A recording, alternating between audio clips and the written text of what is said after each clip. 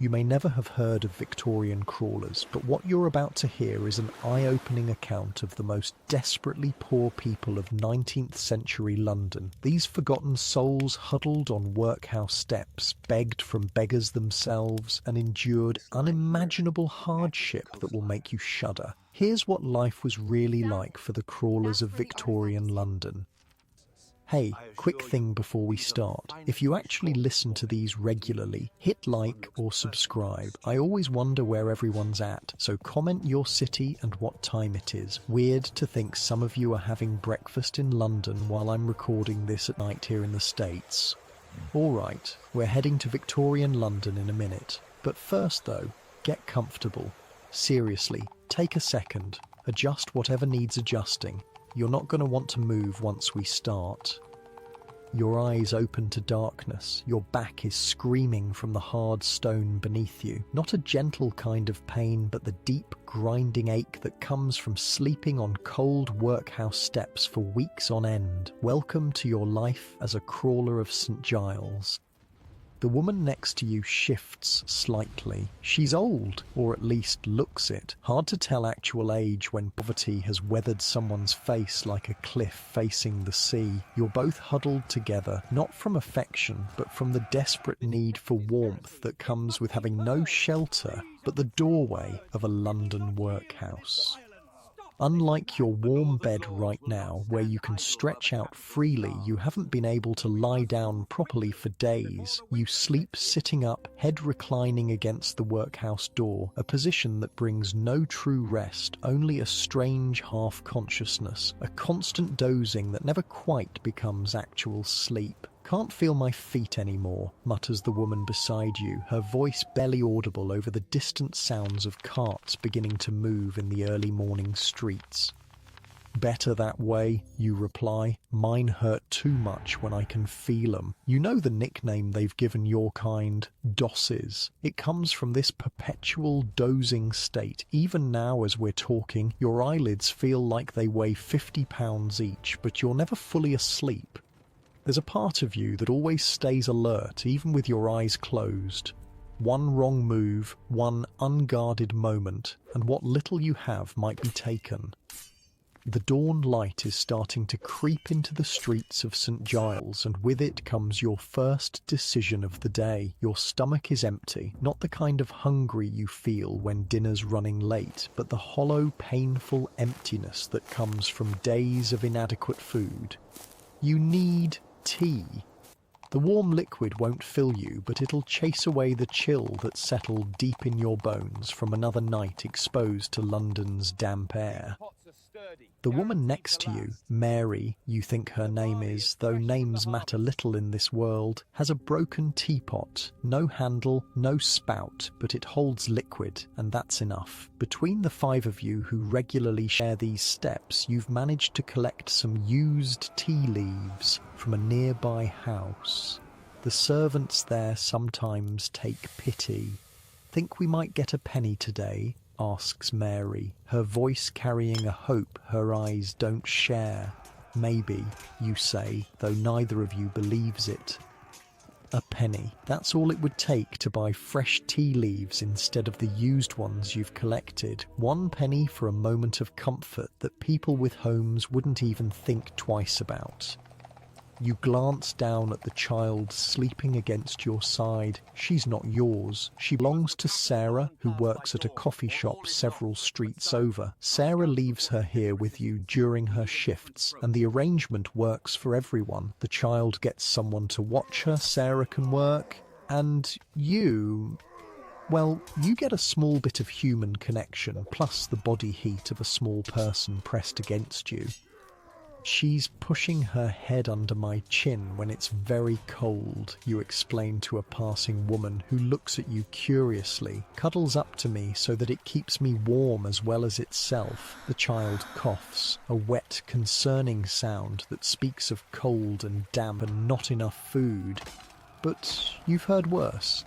At least she's alive, which is more than can be said for plenty of children born to your circumstances. It's time to start the day's ritual. Someone needs to go to Drury Lane, where there's a coffee shop keeper who takes pity and gives free boiling water. Without that small charity, there would be no tea, no warmth in your belly to start the day. "I'll go," offers an elderly woman who's just waking up on the step below yours. Her name is Elizabeth, and she's been a crawler longer than anyone else in your group. The lines on her face tell a story of decades of hardship, but there's still a stubbornness in her eyes. "Your legs giving you trouble again," you observe. It's not a question. "Always do in the damp," she replies, struggling to stand. "But sitting here won't make 'em better." You watch as she slowly rises, each movement clearly causing pain. The way she winces reminds you that crawling isn't just a nickname. It's often literally how you move when your body is broken down by exposure and malnutrition. She doesn't actually crawl today, but a shuffling, hunched gait isn't far from it. "Take the kid with you," Mary suggests. "People more likely to help when they see a child." Elizabeth nods, gently rousing the little girl. "Come on, little one, let's go fetch the hot water." The child whimpers but stands obediently. Even at her young age, she knows the rules of survival. Stay close, do as told, don't make noise that might attract the wrong kind of attention. As they depart, you stretch your stiff limbs as much as the cramped space allows. Every joint protests. You're not old, probably somewhere in your 30s, though it's been years since you've seen your reflection clearly enough to really know how you look, but your body feels ancient. "Constable Burke is on today," notes a man who's just arrived at the steps. He's not a crawler, he's a proper beggar with a regular spot near the church, which practically makes him aristocracy compared to you. But he sometimes brings news, or, if he's done well, a crust of bread to share. "Burke's not bad," Mary says. "Doesn't chase us off at least. Unless the superintendent comes by," you add. "Then he has to put on a show." The beggar nods. "Rain coming later," he says. "Going to be a bad one."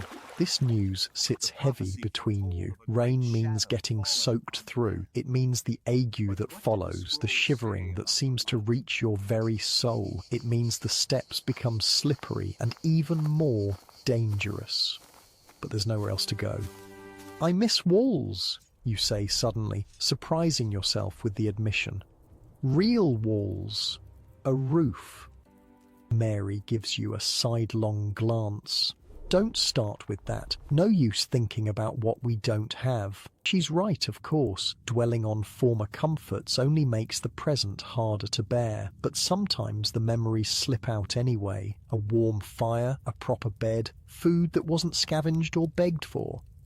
For Mary, it's been 3 years on these steps. For you, just over 1. Your story isn't unusual among the crawlers. You worked as a seamstress before your eyes started failing. Without sight good enough for fine stitching, you lost your position. Without a position, you couldn't pay rent. Without a place to live, you couldn't find new work. One misfortune led to another until here you are, part of the invisible population that London steps around or over but rarely sees.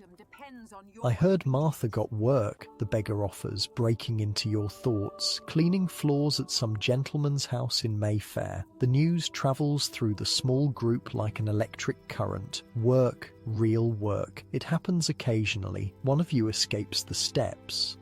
But it's rare enough to be remarkable. "How'd she manage that?" you ask, unable to keep the urgency from your voice. He shrugs. "Got herself cleaned up somehow, found someone to vouch for her." And there's the rub. Getting cleaned up requires resources you don't have. Getting a reference requires knowing people who still respect you enough to put their own reputation on the line. It's a puzzle where all the pieces are just out of reach.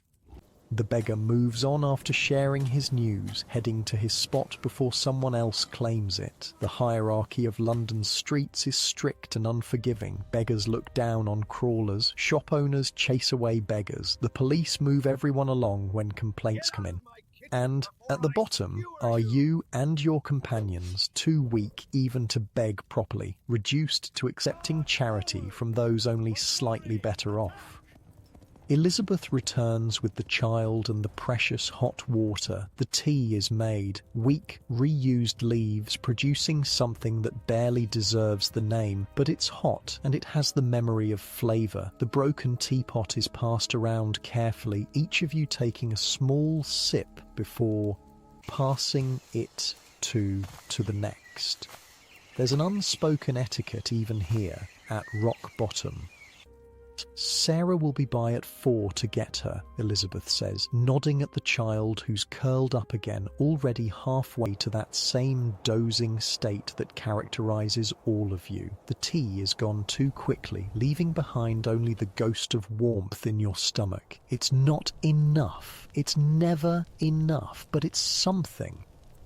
You think of your young life before these steps. The memories feel distant, like they belong to someone else. You've tried to keep your pride. That's one thing the steps haven't yet taken from you. But pride is a luxury when survival is at stake. You've seen others refuse help because it came with conditions they found demeaning. Most of them aren't around anymore.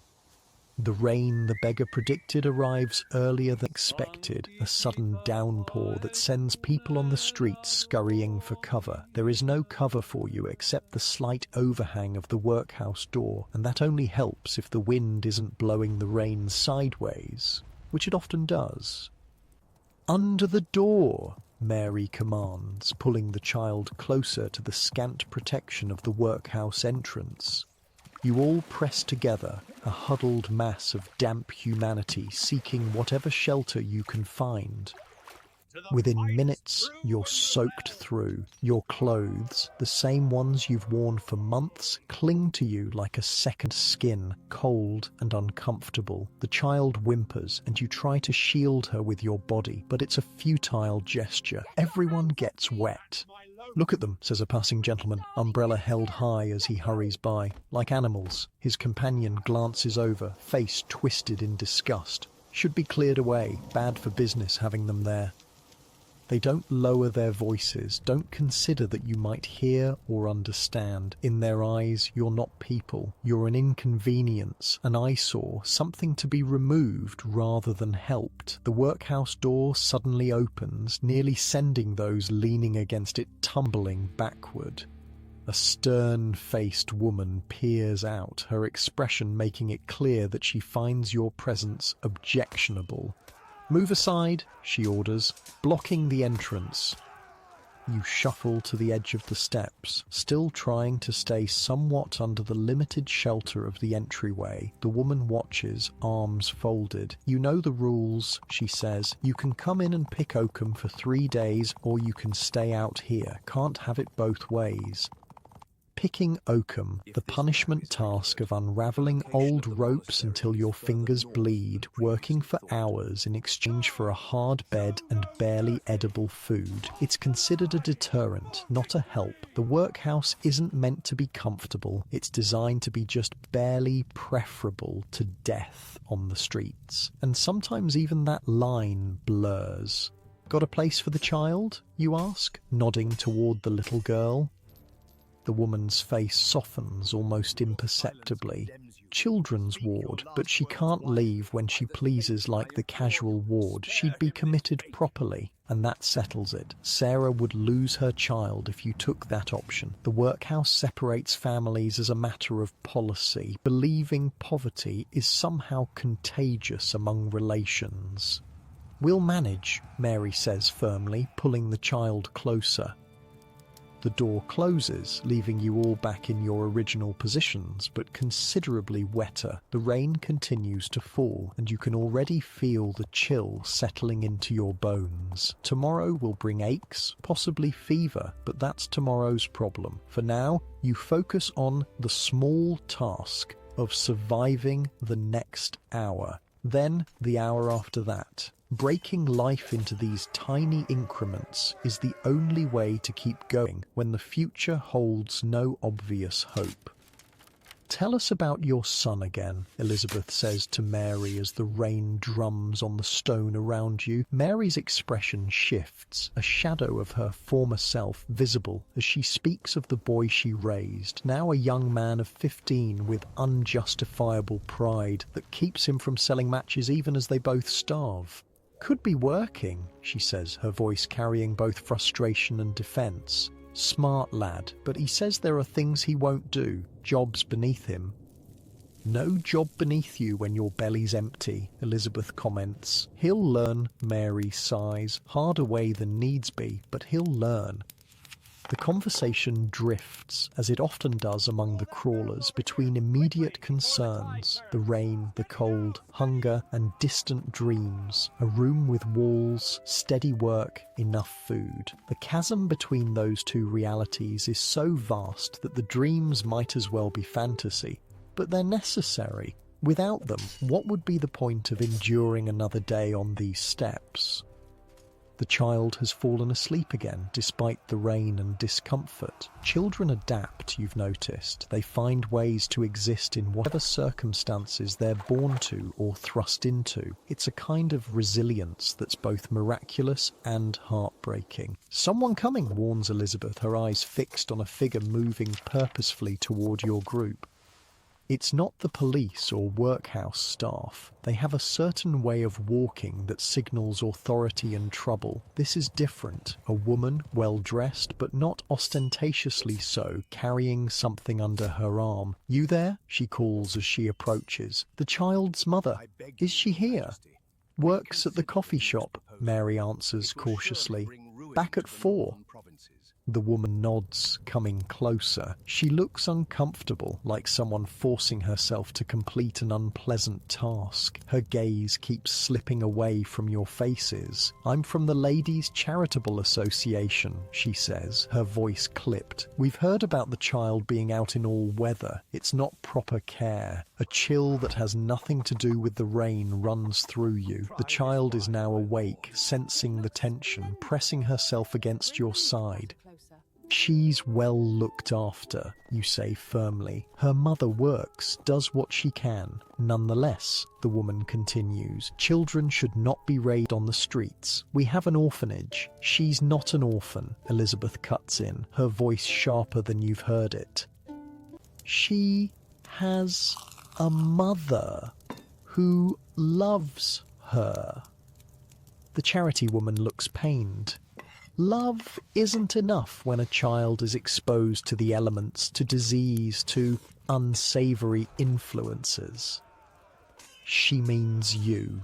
You and the other crawlers are the unsavory influences she fears will corrupt this child, as if poverty is somehow catching like a disease that might infect her through proximity. "Her mother will be back at 4, Mary repeats, more firmly this time. "Tell her your concerns, then?" The woman hesitates, clearly weighing her options. Finally, she places a small package on the step. "Bread and cheese," she says, "for the child."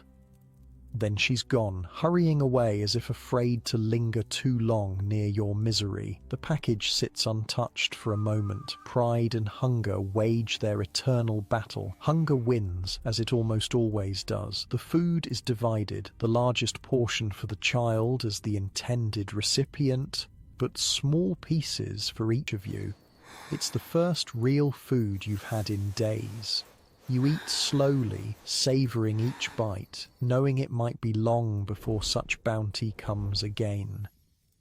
"Ladies' Charitable Association," Elizabeth mutters after she's finished her portion. "Coming for the child next, you mark my words." The thought sits heavy in the damp air. Well-meaning charity often comes with strings attached, with judgments about how the poor should behave, what they deserve. And children are seen as salvageable in a way adults are not. A child might be rescued from this life, while you and the others are considered beyond saving.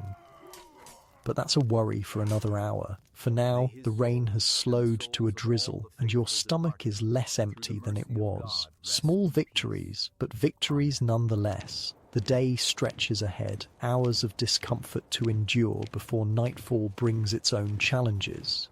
But you've survived this far. Another day on the workhouse steps. Another day as a crawler of St. Giles. Another day alive when so many in your position are not. You close your eyes, not to sleep, but to rest them from the strain of constant vigilance. The sounds of London wash over you, cartwheels on cobblestones, distant shouts from market sellers, the ever-present dripping of water from eaves and gutters. This moment, this exact moment of relative quiet, is as good as it gets, and you know enough to recognize it, to hold it close before the next crisis arrives. "It's stopping," Mary says, meaning the rain. But nothing really stops here on the workhouse steps. It just pauses, gathering strength for the next assault on your already battered defences. You open your eyes to face whatever comes next. The rain has finally stopped. Your clothes are still damp, clinging uncomfortably to your skin, but at least no new water is falling from the sky. Small mercies. Mary shifts beside you, wincing as she tries to find a position that doesn't aggravate her aching joints. The others call her the widow, though she rarely uses the term herself. Her husband was a tailor, died about 10 years back, left her with not much except the skill she'd picked up watching him work. "Tell me about before," you say quietly, as the child dozes against your shoulder. "Your son-in-law's place?" Mary gives you a look, sharp at first, then softening. People on these steps don't usually talk about their before lives. It's like picking at a scab, but sometimes the stories come out anyway, especially on quieter days when the hunger isn't screaming quite so loud. "Not much to tell," she says finally.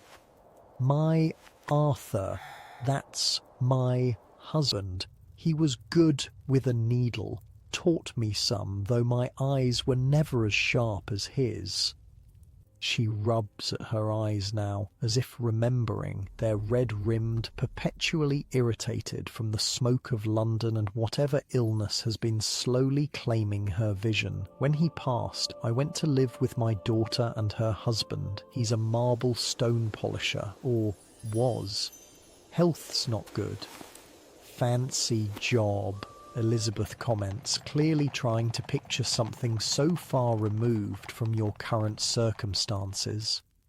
Mary snorts. "Fancy enough, but he never cared much for his work. That was half the trouble right there. You can picture it easily enough. The tensions in a small home when money is tight and work is avoided. You've seen enough families crumble under lesser pressures." "How long did you stay?" you ask.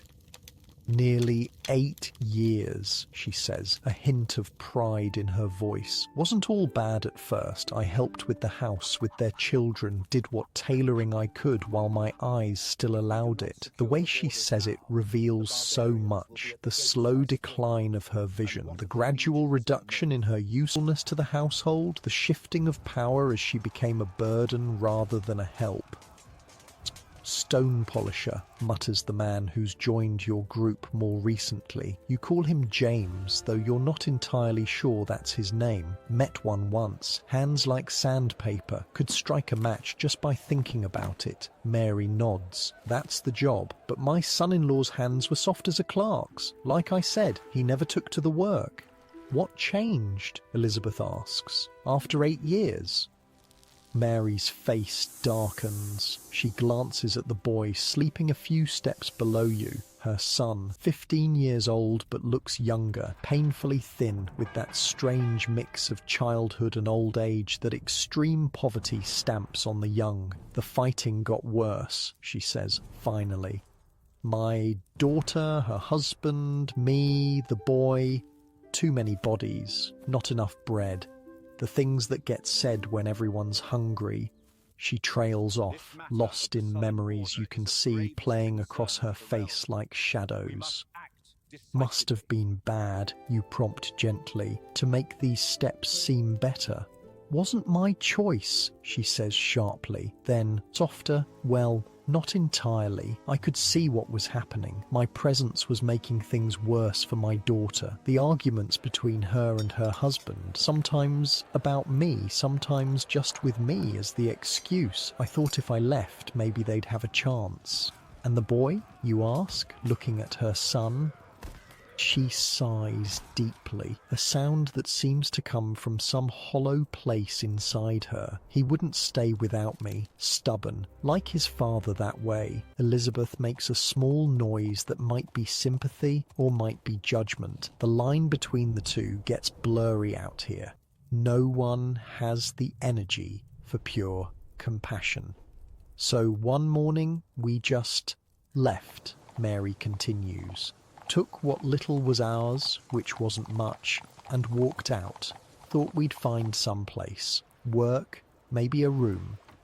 She laughs then, a short, bitter sound. God, how stupid that seems now, as if jobs and rooms are just sitting there waiting for people like us to claim them. The streets of London were never designed to accommodate the excess of humanity they now contain. Work is scarce, even for the healthy and well-connected. For a woman with failing eyesight and a proud, untrained boy, the city might as well have been walled off.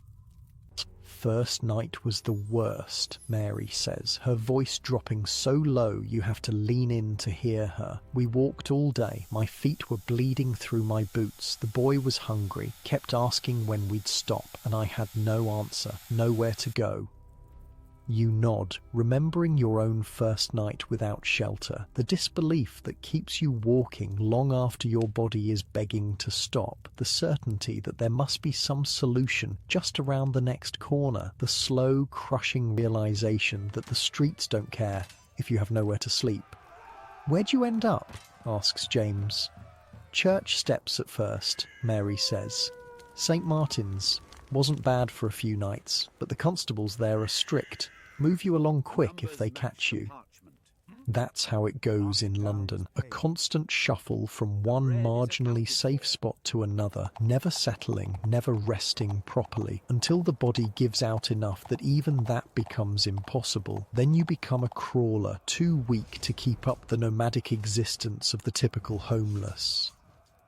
"Boy still has his pride," Mary says, glancing down at her son again. "Won't beg, won't sell matches, says it's beneath him." Elizabeth clucks her tongue, but there's a hint of approval in her eyes. Pride is a luxury none of you can afford, but you understand its appeal. When you have nothing else left, sometimes pride is the only possession that still feels like yours. "He's got no clothes," Mary continues, "everything pawned, covered in rags, but still gives himself airs above his station." She says this last part with a complicated mix of frustration and admiration. The boy stirs in his sleep, as if sensing he's being discussed. He doesn't fully wake, though. Sleep is precious currency out here, not to be wasted. "How'd you end up here specifically?" you ask, meaning these particular workhouse steps in St. Giles. Mary shrugs. "Heard there was a constable who didn't bother the crawlers much, and it was close enough to the coffee shop where we could sometimes get hot water." She nods toward the sleeping child. Then Sarah started bringing her little one, and it seemed like a good arrangement. The informal networks of London's destitute are invisible to those with homes and jobs, but they're as real and vital as any official institution. Information passes from person to person, which parishes offer bread on which days, which constables are cruel and which look the other way, where to find water, where to shelter when the weather turns deadly. "Boy used to cry at night," Mary says suddenly. "First few weeks, not anymore." You all absorb this simple statement, understanding all it implies. Tears require energy, hope, belief that things should be different. Eventually, the body conserves what little resources it has. Crying becomes an unaffordable luxury. My Agnes is the same, says Sarah, who has appeared so quietly that you didn't notice her approach. She's early today, not yet 4 o'clock when she usually retrieves her child. Doesn't cry much anymore. Sarah looks marginally better than the rest of you. Working at the coffee shop has its benefits. She's indoors for hours each day, occasionally gets scraps of food, and most importantly, has a address of sorts that allows her to maintain a tenuous grip on respectability. But the cost is visible in her exhausted face, the way her hands tremble slightly from overwork. She's been sleeping, Elizabeth tells her, nodding toward the child. Had some bread and cheese earlier. Sarah's face lights up. Bread? Real bread? Lady from the Charitable Association, Mary explains. Came by looking for you, actually. Had concerns. The light in Sarah's face dims immediately. What kind of concerns? You all exchange glances. No one wants to be the one to say it. About the child being out here, Elizabeth finally says. In all weathers. Sarah's shoulders slump. As if I have a choice. As if there's anywhere else for her to be while I work. The charitable associations of London mean well mostly. They distribute food, old clothes, occasionally offer a night's shelter, but their help comes wrapped in judgment, in an unshakable belief that poverty is at least partially a moral failing. Their solution for a child on the streets is almost always the same. Removal to an institution where the pernicious influence of her pauper mother can be countered with strict moral instruction. What did you tell them? Sarah asks, gathering her still sleeping daughter into her arms. That you'd be back at 4, Mary says simply. And they left the bread, Elizabeth adds, as if this makes everything better. Sarah nods, but her eyes are worried. She knows, as you all do, that once the charitable ladies take notice, they rarely just go away. They'll be back with more questions, more solutions that solve everything except what really needs solving. I can't lose her, Sarah whispers, holding the child closer. You won't, Mary says, with more confidence than any of you feel. We'll figure something out. This is the strange paradox of your existence. You who have nothing still find ways to look out for each other. The shared teapot, the communal watch over Sarah's child, the pooling of information and what meagre resources you manage to acquire. It's not charity, it's survival.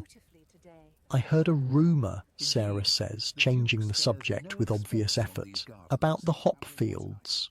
The mood shifts instantly. The hop fields of Kent are a rare bright spot in the year for many of London's poorest. For a few weeks each autumn, there's work to be had harvesting hops for beer making. The work is hard, but the pay is relatively fair, and most importantly, it's available to almost anyone healthy enough to do it. No questions about your background, no permanent address required. When? Mary asks eagerly, suddenly looking more alert than she has all day. 3 weeks, they say, Sarah replies. They're taking names at the Bull and Crown for the wagons. For the crawlers, the hop fields represent more than just temporary work. They're a chance, however slim, at escaping the streets entirely. A good season in the fields can mean enough money saved to rent a room, to buy decent clothes, to create the minimum appearance of respectability needed to secure regular employment. We should put our names down, you say, surprising yourself with the surge of hope. Elizabeth shakes her head. Need a shilling deposit for the wagon, refunded when you arrive, but still need it up front. And just like that, the hope flickers. A shilling might as well be £100 when you have nothing. I could... Sarah hesitates, clearly calculating in her head. I might be able to save a little from the coffee shop. Not enough for everyone, but maybe 1 or 2. The unspoken question hangs in the air. Who would get the chance if not everyone could go? Mary should, Elizabeth says firmly. Her and the boy, best chance of making something of it after. Mary looks startled. I couldn't take your chance. My bones won't last a day in the fields, Elizabeth says matter-of-factly. And the rest of us? She gestures vaguely, encompassing the various ailments and weaknesses that define your group. It's true, Mary, despite her failing eyes, is one of the stronger crawlers, and her son, if he could overcome his pride, is young and could earn well in the fields. They have the best chance of turning a hop-picking season into a real escape. My boy would never agree. Mary sighs, too proud to pick hops. Might be time he learned pride doesn't fill empty stomachs, James says bluntly. The conversation is interrupted by a commotion further down the street. A group of young men, clearly drunk despite the early hour, are shouting and shoving each other as they make their way toward the workhouse steps. Trouble, Elizabeth mutters. You all instinctively draw closer together. Street drunks are unpredictable. Sometimes they pass by with nothing worse than insults. Sometimes they're feeling generous and toss a penny or two. And sometimes they're looking for sport at the expense of those who can't fight back. Wake the boy, you whisper to Mary. She shakes her son's shoulder gently. He comes awake immediately with the instant alertness that street life demands. What is it? He asks, voice still thick with sleep. Just some rowdies, Mary says quietly. Stay close. The young men are almost upon you now. 5 of them, well dressed enough to suggest trades or clerk positions, old enough to know better than to harass the destitute, young enough not to care. Well, look here, says the apparent leader, swaying slightly as he stops in front of your group. A proper collection of dosses. His companions laugh too loudly. One of them mimics your hunched postures, drawing more laughter. Don't engage, Elizabeth warns under her breath. They'll tire of it faster. You keep your eyes down, focusing on a crack in the stone step. Experience has taught you that eye contact can be interpreted as a challenge, or worse, as an invitation to further interaction. Oi! You! The leader says, addressing Mary's son directly. You look young enough to work. Why are you sitting with these old wrecks? The boy stiffens but says nothing. His mother's hand tightens on his arm. Asked you a question, boy, the drunk persists. Mary's son finally looks up, his face a mask of cold dignity that seems bizarrely out of place given his ragged appearance. I am employed, sir, simply taking my rest. The lie is delivered with such perfect composure that for a moment, even you almost believe it. The formal language, the respectful "sir," the implication that he's merely a working man taking a break. It's a performance designed to create distance between himself and the crawlers he sits among. The drunk blinks, momentarily thrown by the response. His companions exchange glances. Employed doing what? One of them asks suspiciously. Mary's son doesn't hesitate. I assist my uncle in his literary pursuits. He's completing a volume on the economic conditions of the modern city. The fabrication is so specific, so confidently stated, that it creates confusion among the drunks. They weren't expecting articulate responses from the workhouse steps. He's having you on, Tom, one of the young men mutters. He's just a beggar. I assure you, I am not, the boy continues, his voice taking on an even more refined quality. Though I understand the confusion given my current attire, an unfortunate accident with a cart this morning quite ruined my proper clothes. You can hardly believe what you're hearing.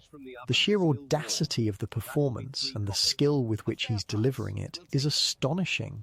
This is the unjustifiable pride Mary mentioned, manifesting as a complete rejection of his actual circumstances. The drunks are growing visibly uncomfortable. What started as an easy target for their amusement has turned into something they don't quite know how to handle. "If you'll excuse me," the boy concludes, "I must return to my work shortly. Good day, gentlemen." He delivers this last line with a slight nod, as if dismissing servants. The effect is so incongruous with his ragged appearance that the drunks actually back up a step.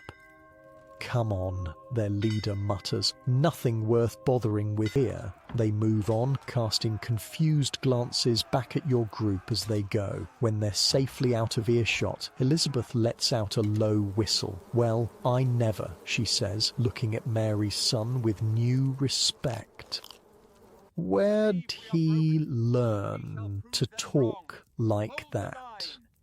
Mary's expression is complicated, pride and worry battling for dominance. His father taught him his letters, and he's always had an ear for how the quality speak, picks it up from hanging around the better streets.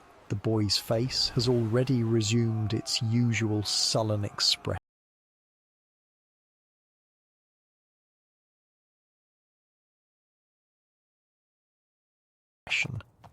The performance, it seems, was for the benefit of the drunks only. "That was quite a story," you say to him directly, "about your uncle's book." He looks at you properly for the first time. "People believe what they expect to hear," he says with a shrug. "Those types expect everyone in our position to be ignorant, surprise them with a few big words and they don't know what to think." There's a sharp intelligence in his eyes that makes his current circumstances seem even more tragic. With education, with opportunities, what might he have become? "That trick won't work with a Hopfield foreman," James says, bringing the conversation back to the previous topic. "They want strong backs, not fancy talk." "I told you," Mary says tiredly, "he won't go to the fields." "I might," the boy says unexpectedly. Everyone turns to look at him in surprise. "If it meant getting off these steps," he continues, not meeting anyone's eyes. "If there was a real chance after, not just more of the same." The possibility of change hangs in the air between you all. It's dangerous hope. Out here, it usually leads to disappointment, but without it, what's the point of continuing at all? £1, Mary says softly. "That's what we'd need to save from the hop fields. £1 would be enough to rent a room, get some proper clothes, have an address to give when applying for work." It doesn't sound like much. To most Londoners, £1 is a significant sum, but not an impossible one. From your current position, it might as well be a fortune. 3 weeks, Sarah says. "I'll try to put aside enough for the wagon deposit." The child in her arms stirs and wakes, blinking up at her mother in momentary confusion before recognition dawns. The simple joy that spreads across the little girl's face at the sight of her mother is a stark reminder of what's at stake here. Not just survival, but the preservation of these basic human connections that give life meaning. "Mama," she says, reaching up to touch Sarah's cheek, "you're early."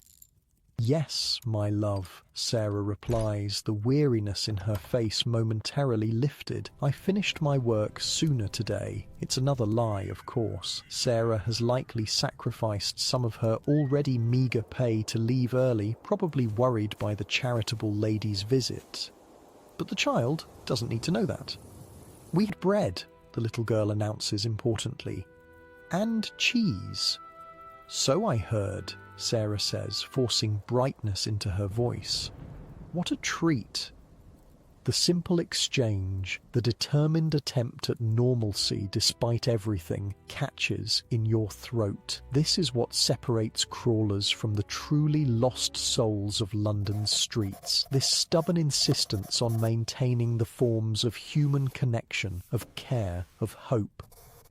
"I should get her home," Sarah says, rising carefully with the child in her arms. By home, she means the corner of a shared room in a lodging house where they sleep for the few hours between her evening and morning shifts at the coffee shop. "I'll walk with you," Mary's son offers suddenly, getting to his feet. "Make sure you get there all right." There's an awkward pause as everyone absorbs this unexpected gallantry. Sarah hesitates, then nods with a small smile. "Thank you," she says. "That would be kind." As they walk away, Mary watches her son with an expression you can't quite read. "First time he's offered to help anyone in weeks," she says finally. "The hop fields changed him," Elizabeth observes. "Just the idea of them." "Don't count on it lasting," James cautions. "Hope is cheap until it's time to do the actual work." But there's a shift in the atmosphere on the steps, subtle but definite. The mere possibility of change, of movement, of purpose has altered something. "We should try to get some real rest," Mary says, practical as always. "If there's any chance of the fields, we'll need our strength." The suggestion would be laughable in other circumstances, as if the hard stone steps and constant exposure could ever provide real rest. But you understand what she means. Conservation of energy, preparation, the small ways you can ready your bodies for the opportunity ahead, should it actually materialize. You settle back against the workhouse door, finding the least uncomfortable position possible. Your clothes are almost dry now, though they carry the damp chill that never quite leaves them in London's perpetual moisture. For the first time in longer than you can remember, you allow yourself to imagine a different future. Not a grand one. You're not dreaming of mansions or carriages. Just a room, walls, a bed, even a shared one. Work that pays enough to eat regularly.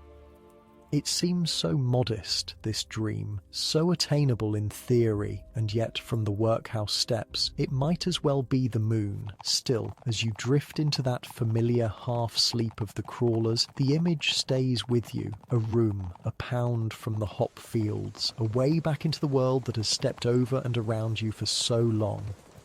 It's something to hold on to as the afternoon fades toward evening, as London's rhythms continue around you, as your body reminds you with each ache and pain of how far you have to climb just to reach the bottom rung of society again. Your eyes snap open at the sound of approaching footsteps.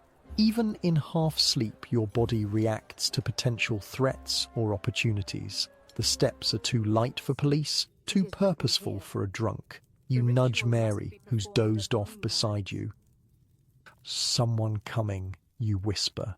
It's late afternoon now. The brief hope sparked by talk of the hop fields has faded into the background, replaced by the more immediate concern that gnaws at you all: hunger. The footsteps belong to a young woman who works as a maid in one of the nearby houses. She's clutching a small bundle wrapped in cloth.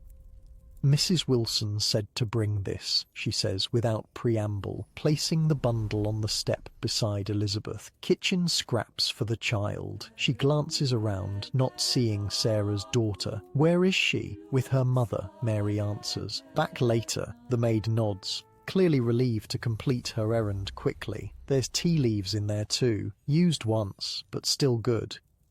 With that, she's gone, hurrying away as if poverty might be contagious, but she's left behind something precious: kitchen scraps that would be garbage to her employers but are a feast to you. Elizabeth carefully unwraps the bundle. Inside is a collection that tells its own story of a wealthy household's meal. Gristly ends of meat, vegetable peelings, half a loaf of bread gone slightly stale, and a small paper packet of used tea leaves.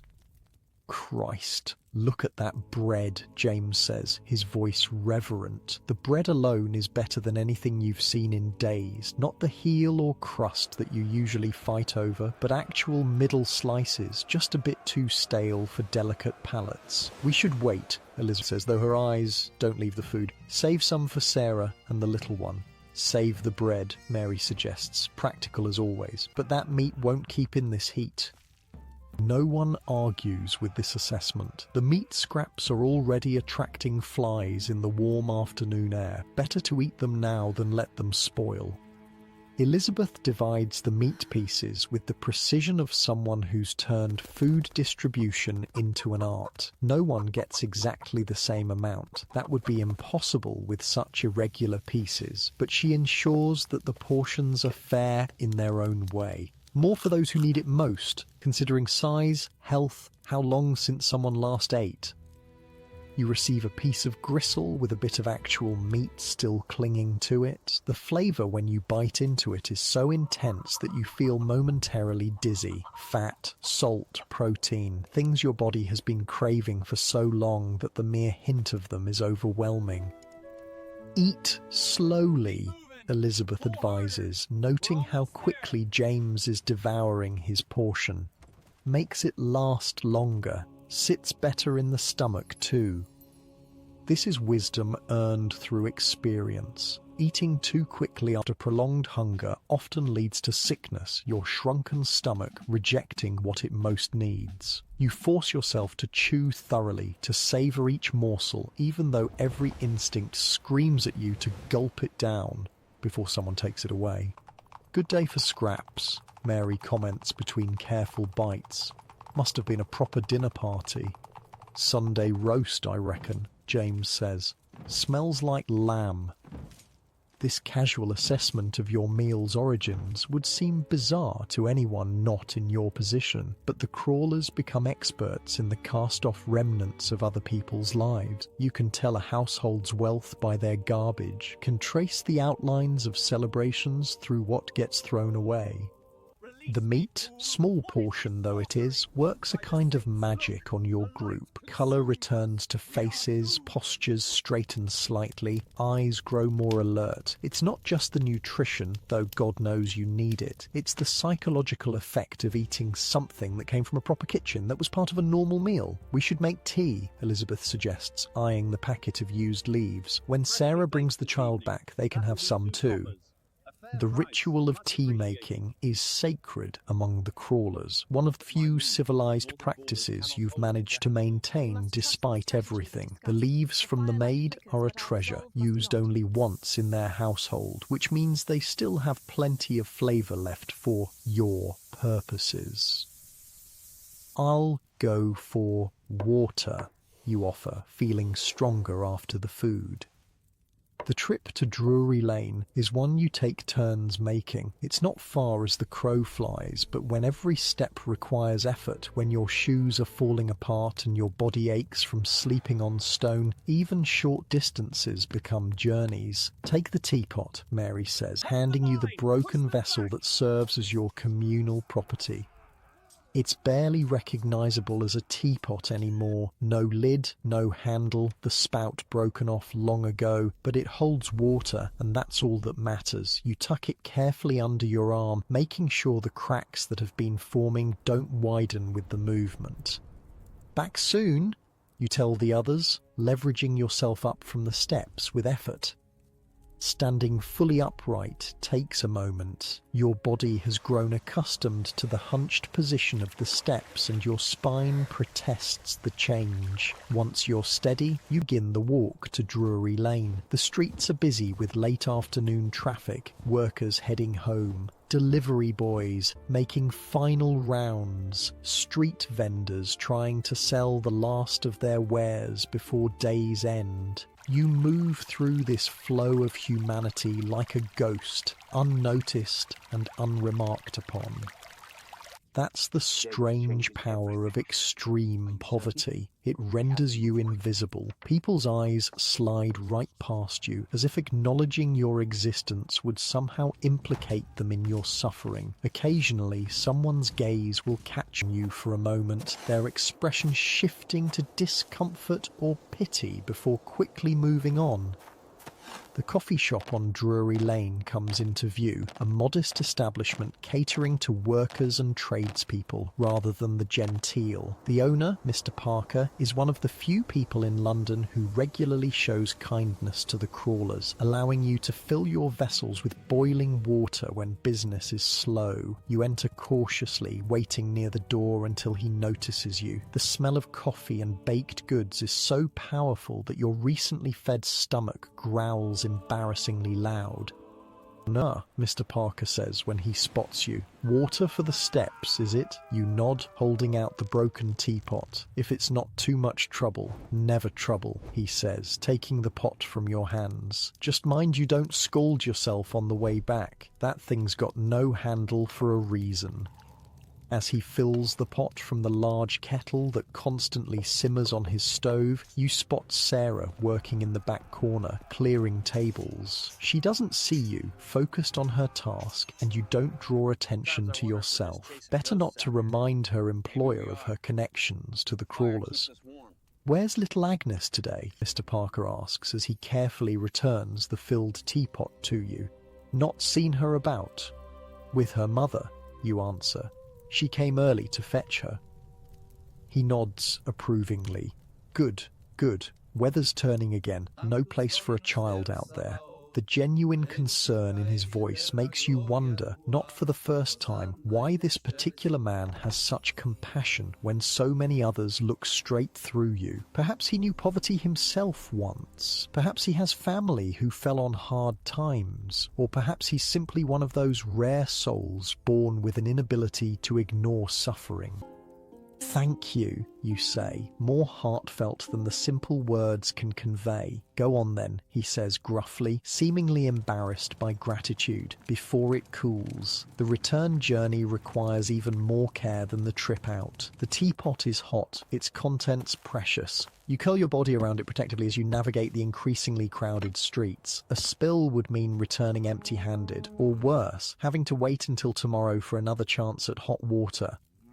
When you finally make it back to the steps, you find that Mary's son has returned. He sits a slight distance from his mother, his face bearing the closed expression that seems to be his default, but there's something different about him. A subtle shift in posture, a slightly less hostile set to his shoulders.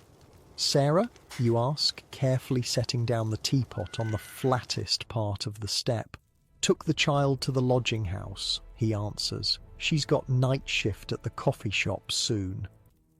The others gather around as Elizabeth begins the delicate process of brewing the tea. The used leaves go into the bottom of the pot, swirling in the hot water as she gently agitates it with a stick. "Any word on the hop fields?" you ask Mary's son, curious about what might have prompted his slight change in demeanour. He glances at you, then away. "Stopped by the Bull and Crown. They're taking names starting Monday. Need a shilling deposit like you said." "Did you put your name down?" Mary asks, an edge of hope in her voice. "Didn't have a shilling, did I?" he responds, but without the bitter tone he might have used earlier. "But I asked around. There's a foreman named Watts who takes on first-timers. Pays fair, they say." It's the most you've heard him speak at one go, and the most engaged he seemed in anything since you've known him. The prospect of the hop fields has kindled something in him, a spark of purpose that poverty had nearly extinguished. "Tea's ready," Elizabeth announces. The brewing time is short, used leaves don't need to steep long, and the resulting liquid is pale, more memory of tea than actual tea. But it's hot, and it contains trace amounts of the caffeine and tannins your bodies crave. As with the food earlier, Elizabeth oversees the distribution. The teapot makes its way around your small circle, each person taking a sip before passing it on. There's an unspoken etiquette to this sharing. No one takes too much, everyone is careful with the fragile vessel, lips are wiped before drinking. "Told Sarah about the fields," Mary's son says after taking his turn at the teapot. "She thinks she might be able to get the deposit money. For 2, maybe."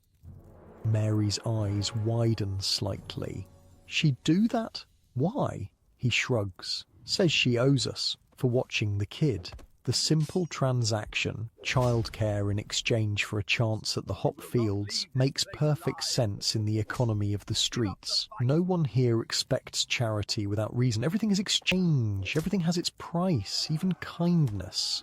"If we get to the fields," Mary says carefully, her eyes on her son, "and if we earn enough, we could send back for the others." It's a generous thought, but one that everyone recognizes as unlikely. The hop-picking season is short, the work hard, and the pay, while good compared to nothing, is hardly enough to fund multiple journeys or deposits. One step at a time, Elizabeth says gently. First, get the deposit, then get to the fields, then worry about the rest. This wisdom, focusing on the immediate challenge rather than distant possibilities, is another survival skill of the streets. Dreams are dangerous luxuries when they distract from the urgent needs of the present. The tea is finished all too quickly, the pot making only 2 rounds before the liquid is gone. But its effects linger. Warmth in your belly, a slight alertness that pushes back against the perpetual fatigue. Might be a church service tonight, James says, changing the subject. St. Andrew's, they give bread after. This information passes through the group with interest. Religious services are one of the few reliable sources of charity, though they come with the expected price of sitting through sermons, often specifically designed to address the moral failings believed to cause poverty. What time? Mary asks. 7, I think. James replies. Temperance meeting after. Elizabeth snorts. Temperance, as if drink is our biggest worry. The absurdity of temperance lectures to people who can't afford food, let alone alcohol, brings a rare moment of humour to the steps. Even Mary's son cracks what might almost be a smile. Still, Mary says, practically no worth it for the bread. And it's dry inside, you add, glancing at the sky where clouds are gathering again. Might rain later. The calculation is simple. Endure an hour of being told that moral weakness is the cause of your suffering in exchange for bread and shelter from the rain. It's an easy trade when you have so few options. What about the boy? Elizabeth asks, nodding toward Mary's son. Will he come? There's a moment of silence as everyone looks at the young man. His pride has kept him from many such charity opportunities before, deeming them too demeaning.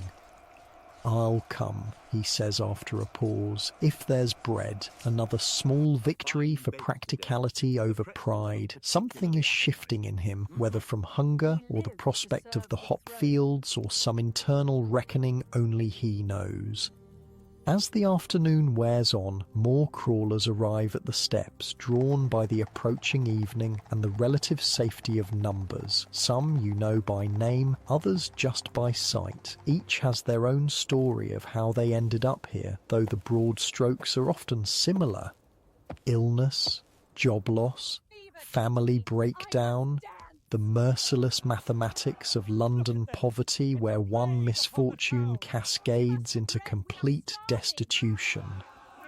A woman you know as Hannah arrives, taking a spot on the lower steps. She's in her 40s perhaps, though she looks older, with a persistent cough that makes everyone maintain a careful distance. Consumption is one of the many spectres that haunt the crawlers. Passing easily, in the close quarters you're forced to share. Heard there's church bread tonight, she says by way of greeting, her voice raspy from coughing. St. Andrew's at 7, James confirms. We're going. Hannah nods, settling herself as comfortably as possible on the hard stone. Police cleared out the arches yesterday. Everyone's scattered. This news travels through the group with ripples of concern. The arches, the spaces under railway bridges where many homeless seek shelter. This means more people competing for the limited safe spaces like your workhouse steps.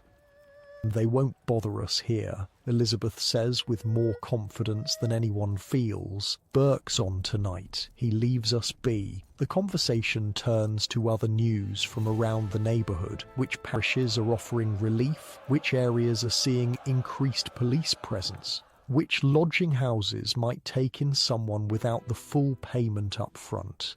This exchange of information is another survival mechanism, a way of navigating the treacherous landscape of poverty. As you talk, Mary's son slips away without announcement. He returns 20 minutes later carrying something wrapped in newspaper. "What's that?" Mary asks, suspicion and hope mingling in her voice. He unwraps the package to reveal a slightly bruised apple and half a meat pie that's seen better days. "Where'd you get those?" Mary demands. "Didn't steal them, if that's what you're thinking," he says defensively. "Helped unload a cart at the market, payment in kind." It's such a normal transaction, work exchanged for food, and yet it feels momentous, a step back toward the regular world of earning and consuming, away from the passive desperation of the steps.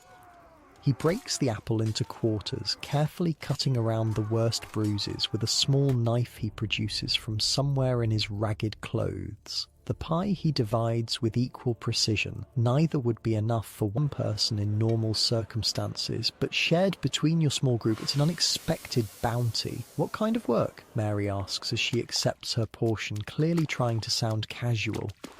"Just loading," he says with a shrug. "Nothing fancy, but the fellow said he might need help again tomorrow." The prospect of regular work, however minor, adds another layer to the cautious hope building among your group. First the hop fields, now this. Small things barely worth noticing in the grand scheme of London's economy, but seismic shifts in your limited world.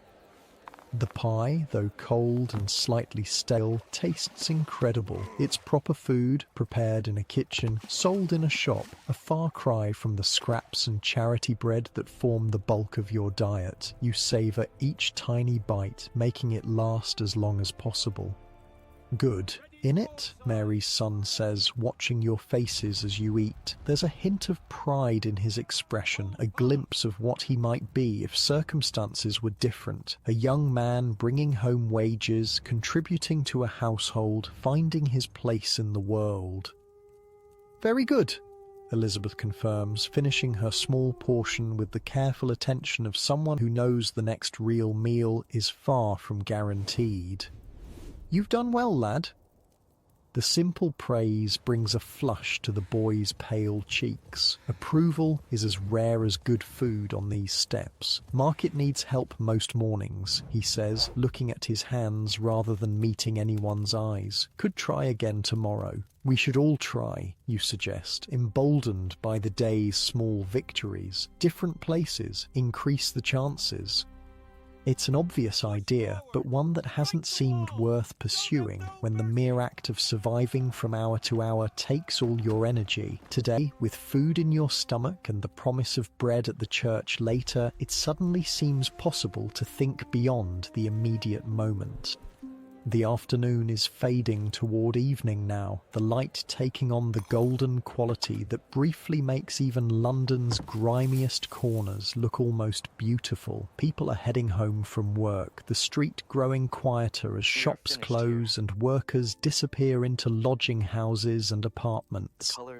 Soon you'll need to head to St Andrew's for the church service if you want that bread. It's a 15-minute walk for a healthy person, which means allowing twice that for your group with its various ailments and weaknesses. "Should we go now?" James asks, looking up at the sky where the clouds continue to gather. "Beat the rain?" As if in answer, the first drops begin to fall. Just a spatter at first, but with the promise of more to come. The decision is made for you. Church it is, and now rather than later. Everyone begins the slow process of standing, joints protesting, muscles stiff from hours on the hard steps. You help Elizabeth, whose arthritis makes the movement particularly painful for her. "You're a good girl," she tells you as she finally gets upright, leaning heavily on your arm. "Deserved better than these steps." "We all did," you say simply.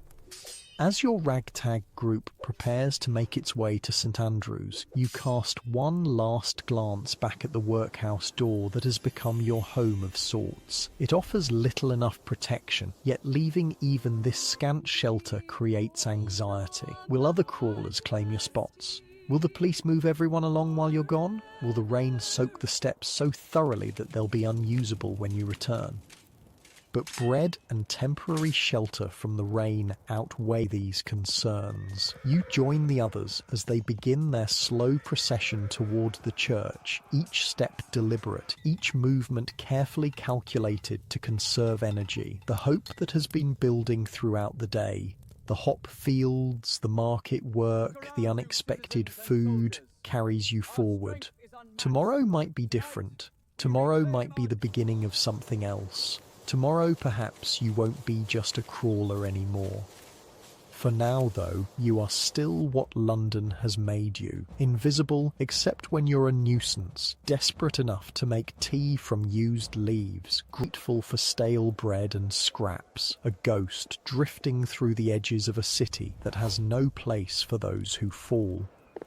But as you walk beside Mary, watching her son move with slightly more purpose than before, you allow yourself the dangerous luxury of imagining something better. Not a miracle, just a room, a job, a life that doesn't revolve around these steps. The rain begins to fall more heavily, and you quicken your pace as much as your tired body allows. Behind you, the workhouse looms, its shadow stretching across the now empty steps. Ahead, somewhere, is St. Andrew's, with its hard pews, judgmental sermon, and precious bread. You walk on, caught between these two poles of London charity, the institutional coldness of the workhouse and the conditional kindness of the church, knowing that somewhere beyond both must exist a better answer, if only you can find the strength to reach it. The rain falls harder as your group makes its slow way towards St. Andrew's. London in the wet is a miserable place for those without umbrellas or proper coats. The water finds every hole in your shoes, every tear in your clothing. By the time the church spire comes into view, you're all thoroughly soaked. Might as well have jumped in the Thames, grumbles James, water streaming from his matted hair. At least we'd be cleaner, Mary jokes weakly. St. Andrew's looms ahead, its stone facade darkened by decades of London soot. The doors stand open, light spilling out into the gloomy evening. Already a line has formed, the poor of the parish coming for the promised bread, willing to endure the sermon for the food that follows. As you approach, you notice the subtle sorting that occurs automatically. Those with homes but little money stand closest to the door, dressed in their shabby but clean church clothes. Behind them are the regular beggars, many of whom you recognise from the streets around St. Giles. And at the very back, by unspoken agreement, are your kind, the crawlers, deemed too ragged, too dirty, too hopeless even for the company of ordinary beggars. Back of the line, a church warden says unnecessarily as your group approaches. He's a portly man with the righteous expression of someone who believes poverty is a moral failing, and mind you don't drip on the pews. Yes, sir, Mary says, her voice taking on the deferential tone that experience has taught all of you to use with those in even minor positions of authority. Very kind to let us in at all, sir. Her son watches this exchange with barely concealed disgust, but he says nothing. The promise of bread is enough to keep even his pride in check. You join the back of the line, standing in the rain while those ahead of you file into the church. When your turn finally comes, another warden at the door gives each of you a searching look, as if assessing whether you're worthy of entry. He pauses at Hannah, whose wet coughing has grown worse during the walk. No consumptives, he says firmly. Health risk to the congregation. Hannah's face falls. Please, sir, just for the bread. I'll stay at the very back. Rules are rules, he says, unmoved. There's the workhouse for your sort. Elizabeth steps forward, her ancient dignity somehow intact despite her soaked appearance. She comes with us, or none of us come, she says quietly. Your choice. It's a bluff, and a risky one. The bread is too important to forfeit, but Elizabeth has calculated correctly that the warden wants the church to appear charitable. 6 fewer attendees would look bad for their numbers. The warden hesitates, then waves you all through with obvious reluctance. back row only, and control that cough. Inside, the church is warm and dry, two qualities that make it seem like paradise after the cold rain. Candles and gas lamps illuminate the space, casting long shadows across the wooden pews and stone floor. The front rows are already filled with the parish's more respectable poor, while the middle section houses the regular beggars. Your group makes its way to the very back, where a few other crawlers have already claimed spots.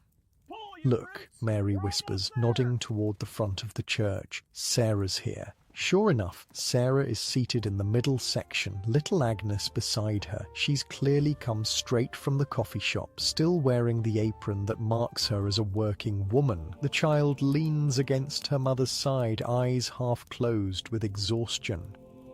You settle onto the hard wooden pew, your wet clothes immediately creating a puddle beneath you. The warmth of the church feels wonderful after the cold rain, though you know from experience that sitting in damp clothes, even in a heated building, will lead to aches and chills later. "Bread better be worth it," mutters Mary's son, shifting uncomfortably on the bench. "It's dry, it's warm, there's food after," his mother reminds him quietly. "More than we'd have on the steps tonight." The church continues to fill as the appointed hour approaches. You notice several members of the Ladies' Charitable Association taking seats near the front, their neat bonnets and dry clothes in stark contrast to the bedraggled appearance of those they've come to help and judge. "That's her," Elizabeth whispers, nodding toward a severe-looking woman in a dark dress. "The one who came about Agnes." You recognize her as the woman who brought bread and cheese for the child earlier, the one who spoke of orphanages and proper care with that particular tone that charitable ladies use when they believe they know what's best for other people's children. "Hope she doesn't make trouble for Sarah," you whisper back. Before Elizabeth can respond, the service begins. The vicar, a thin man with a voice that carries surprisingly well, leads the congregation in a prayer. You bow your head out of habit rather than devotion, your thoughts more focused on the bread to come than the words being spoken. The sermon, when it begins, is exactly what you expected, a discourse on moral improvement as the path out of poverty, with frequent references to the evils of drink, gambling, and loose living. The message is clear: the poor are poor because of their own failings, and salvation, both spiritual and material, lies in moral reformation. "Bit rich, innit?" James whispers, too low for anyone but your immediate group to hear. Never seen him miss a meal in his life betting. The irony isn't lost on any of you. The vicar, well-fed and secure, lecturing on the virtues of temperance and thrift to people who haven't had a proper meal in days, who count every penny and still can't afford a roof over their heads. Mary's son listens with an expression that grows increasingly stony as the sermon progresses. When the vicar begins a particularly passionate condemnation of idleness as the mother of poverty, you see the boy's hands clench into fists on his knees. "Easy," Mary murmurs, placing a weathered hand over his. "Bread, remember?" The sermon seems to last an eternity, though in reality it's probably no more than 30 minutes. Throughout, Hannah struggles to suppress her cough, earning glares from the warden whenever she fails. The atmosphere in the church grows increasingly stuffy as wet clothes steam in the warmth, creating a fog of damp wool and unwashed bodies that rises toward the vaulted ceiling. Finally, the vicar concludes with a prayer for the moral improvement of his congregation, followed by an announcement about the bread distribution that will take place in the parish hall adjoining the church. "Orderly lines," he instructs, as if speaking to children. "Women and children first, then men. Those from the workhouse steps at the very end."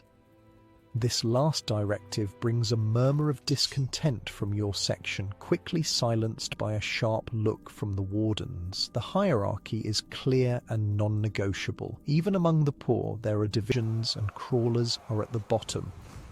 The congregation files out toward the parish hall, maintaining the same invisible but rigid sorting that governed their entry. Your group waits, as instructed, until the very end. As you pass through the doorway connecting the church to the hall, you spot Sarah and Agnes, already receiving their bread from one of the Ladies' Association members, the same severe woman who visited the steps earlier.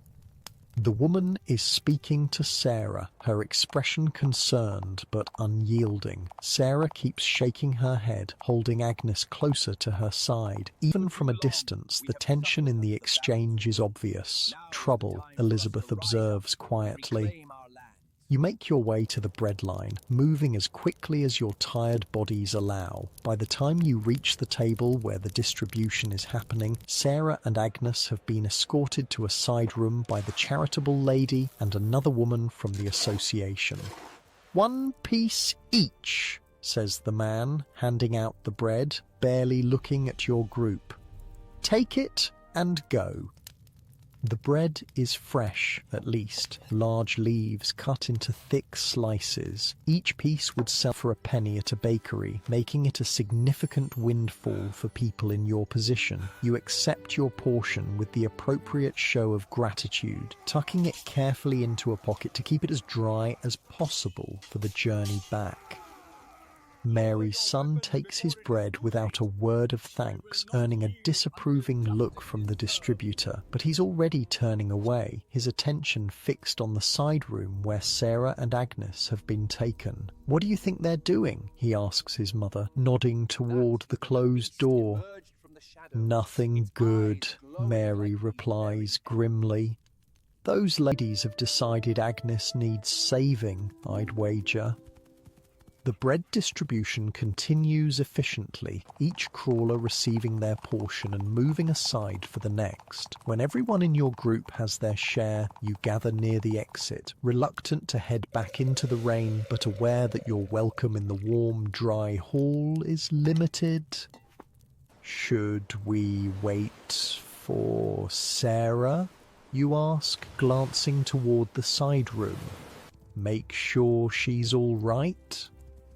Before anyone can answer, the door opens and Sarah emerges with Agnes in her arms. The child is crying softly, her face pressed against her mother's neck. Sarah herself looks pale and shaken, but there's a determined set to her jaw. She spots your group and makes her way over, ignoring the disapproving looks from the Ladies' Association members who follow her from the room.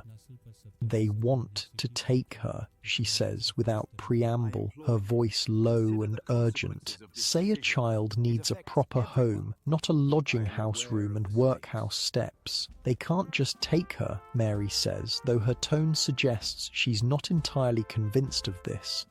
"You're her mother."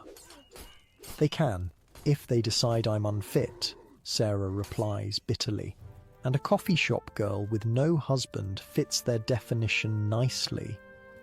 The reality of Sarah's situation hits home. Unlike many women in her position, she's managed to maintain employment and keep her child with her, but that precarious balance requires the informal childcare arrangement with your group on the steps, an arrangement that looks like neglect to the charitable ladies who have no concept of the impossible choices facing a single woman in London.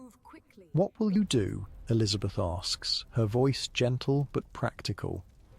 Sarah adjusts Agnes on her hip, the child's crying having subsided to occasional hiccups. "Don't know yet. They've given me a week to make suitable arrangements or they'll petition for removal." "What counts as suitable?" you ask. "Not leaving her with—" Sarah stops, looking uncomfortable. "With people on the steps. No offence meant. None taken," Elizabeth assures her. "We know how it looks."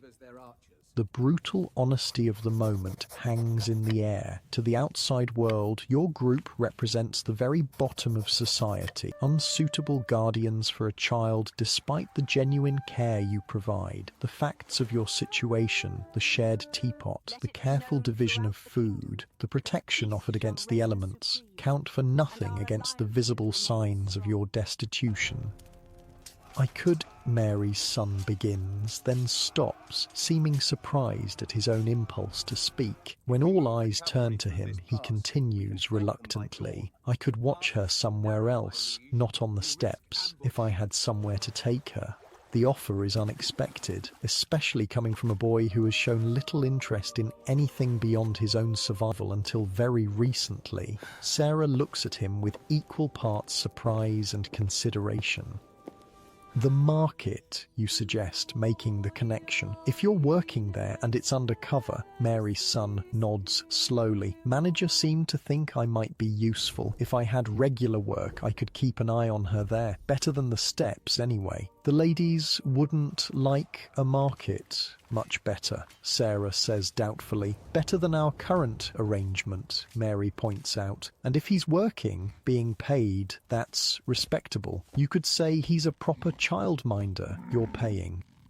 The plan has obvious flaws. It depends on the boy getting regular work, on the market manager allowing a child to be present, on the ladies' association accepting this alternative. But it's a starting point, a possible way forward that doesn't end with Agnes in an orphanage.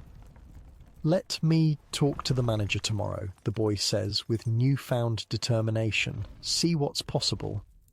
Sarah looks at him for a long moment, clearly weighing his reliability against her limited options. "All right," she says finally, "it's worth trying." "Mrs. Collins," calls one of Charity ladies, approaching your group with obvious reluctance to come too close. "Your shift begins soon, does it not? Perhaps you should be on your way." Sarah straightens, adjusting her expression to one of appropriate deference. "Yes, ma'am, just making arrangements for Agnes, as you suggested." "With these people?" The woman makes no attempt to hide her disapproval. "With William here," Sarah says smoothly, nodding toward Mary's son. "He's employed at the market and has kindly offered to mind Agnes during my shifts, for a fee, of course." The sudden bestowal of a specific name, William, on Mary's son catches you by surprise. You've never heard anyone call him by name before. Whether Sarah made it up on the spot or somehow knew it already, the effect is immediate. The boy straightens slightly, as if the simple act of being addressed as a person with a name rather than the boy or Mary's son has awakened something in him.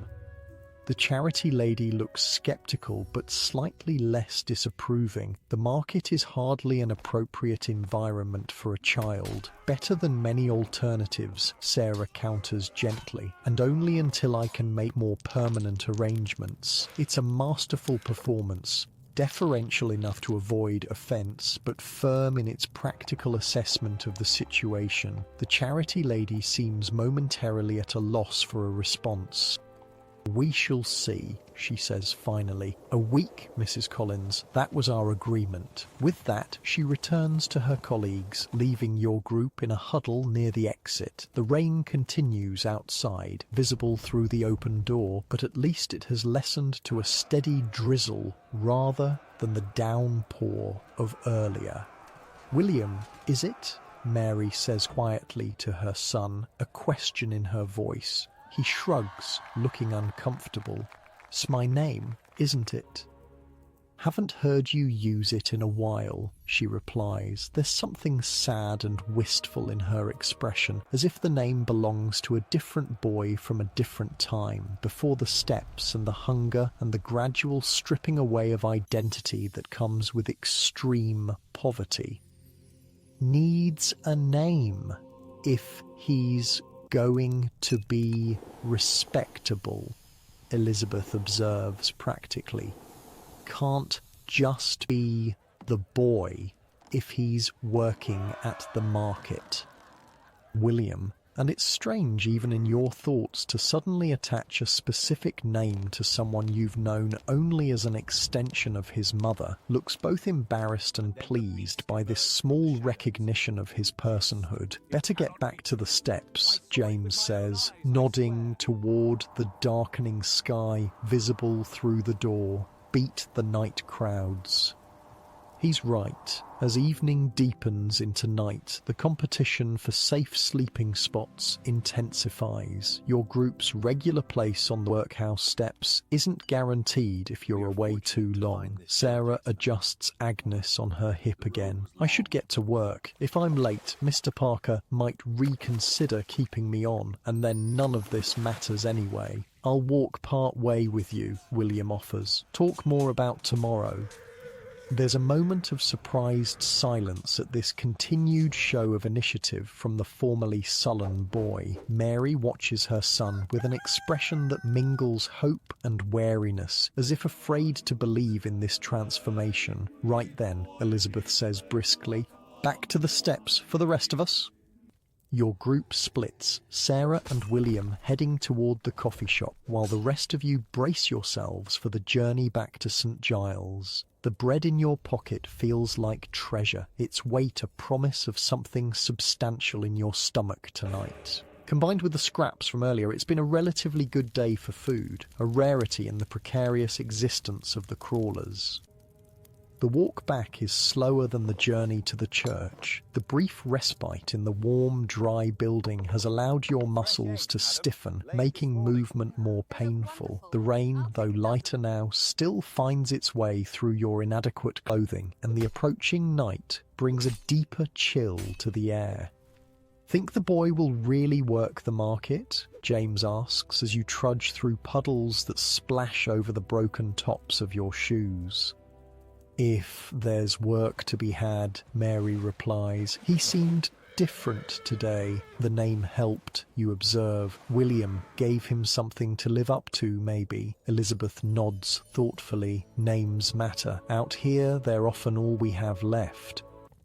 This simple truth resonates with all of you. In the world of the crawlers, where possessions are few and security non-existent, identity becomes both precious and fragile. Some, like Elizabeth, cling fiercely to their names and the histories they represent. Others shed them, preferring anonymity or reinvention. William seems to be reclaiming his, a small but significant step toward rejoining the world beyond the steps. As St. Giles comes into view, you can't help but reflect on the strange, unexpected developments of the day. This morning, your group was focused solely on immediate survival, finding tea, staying dry, avoiding trouble. Now there's talk of the hop fields, market work, childcare arrangements. Plans that extend beyond the next hour or the next meal. Dangerous luxuries, perhaps, in a world where disappointment is the most reliable outcome, but necessary too, in their way. Without some hope, however fragile, the steps become not just a temporary resting place, but a grave. "Someone's in our spot," Hannah says suddenly, pointing ahead to the workhouse steps. Sure enough, a group of unfamiliar figures occupies the prime positions near the door. They're huddled together, their postures conveying the same desperate search for warmth and minimal comfort that characterizes all crawlers. Parish clearance, probably, James mutters, pushed out from somewhere else.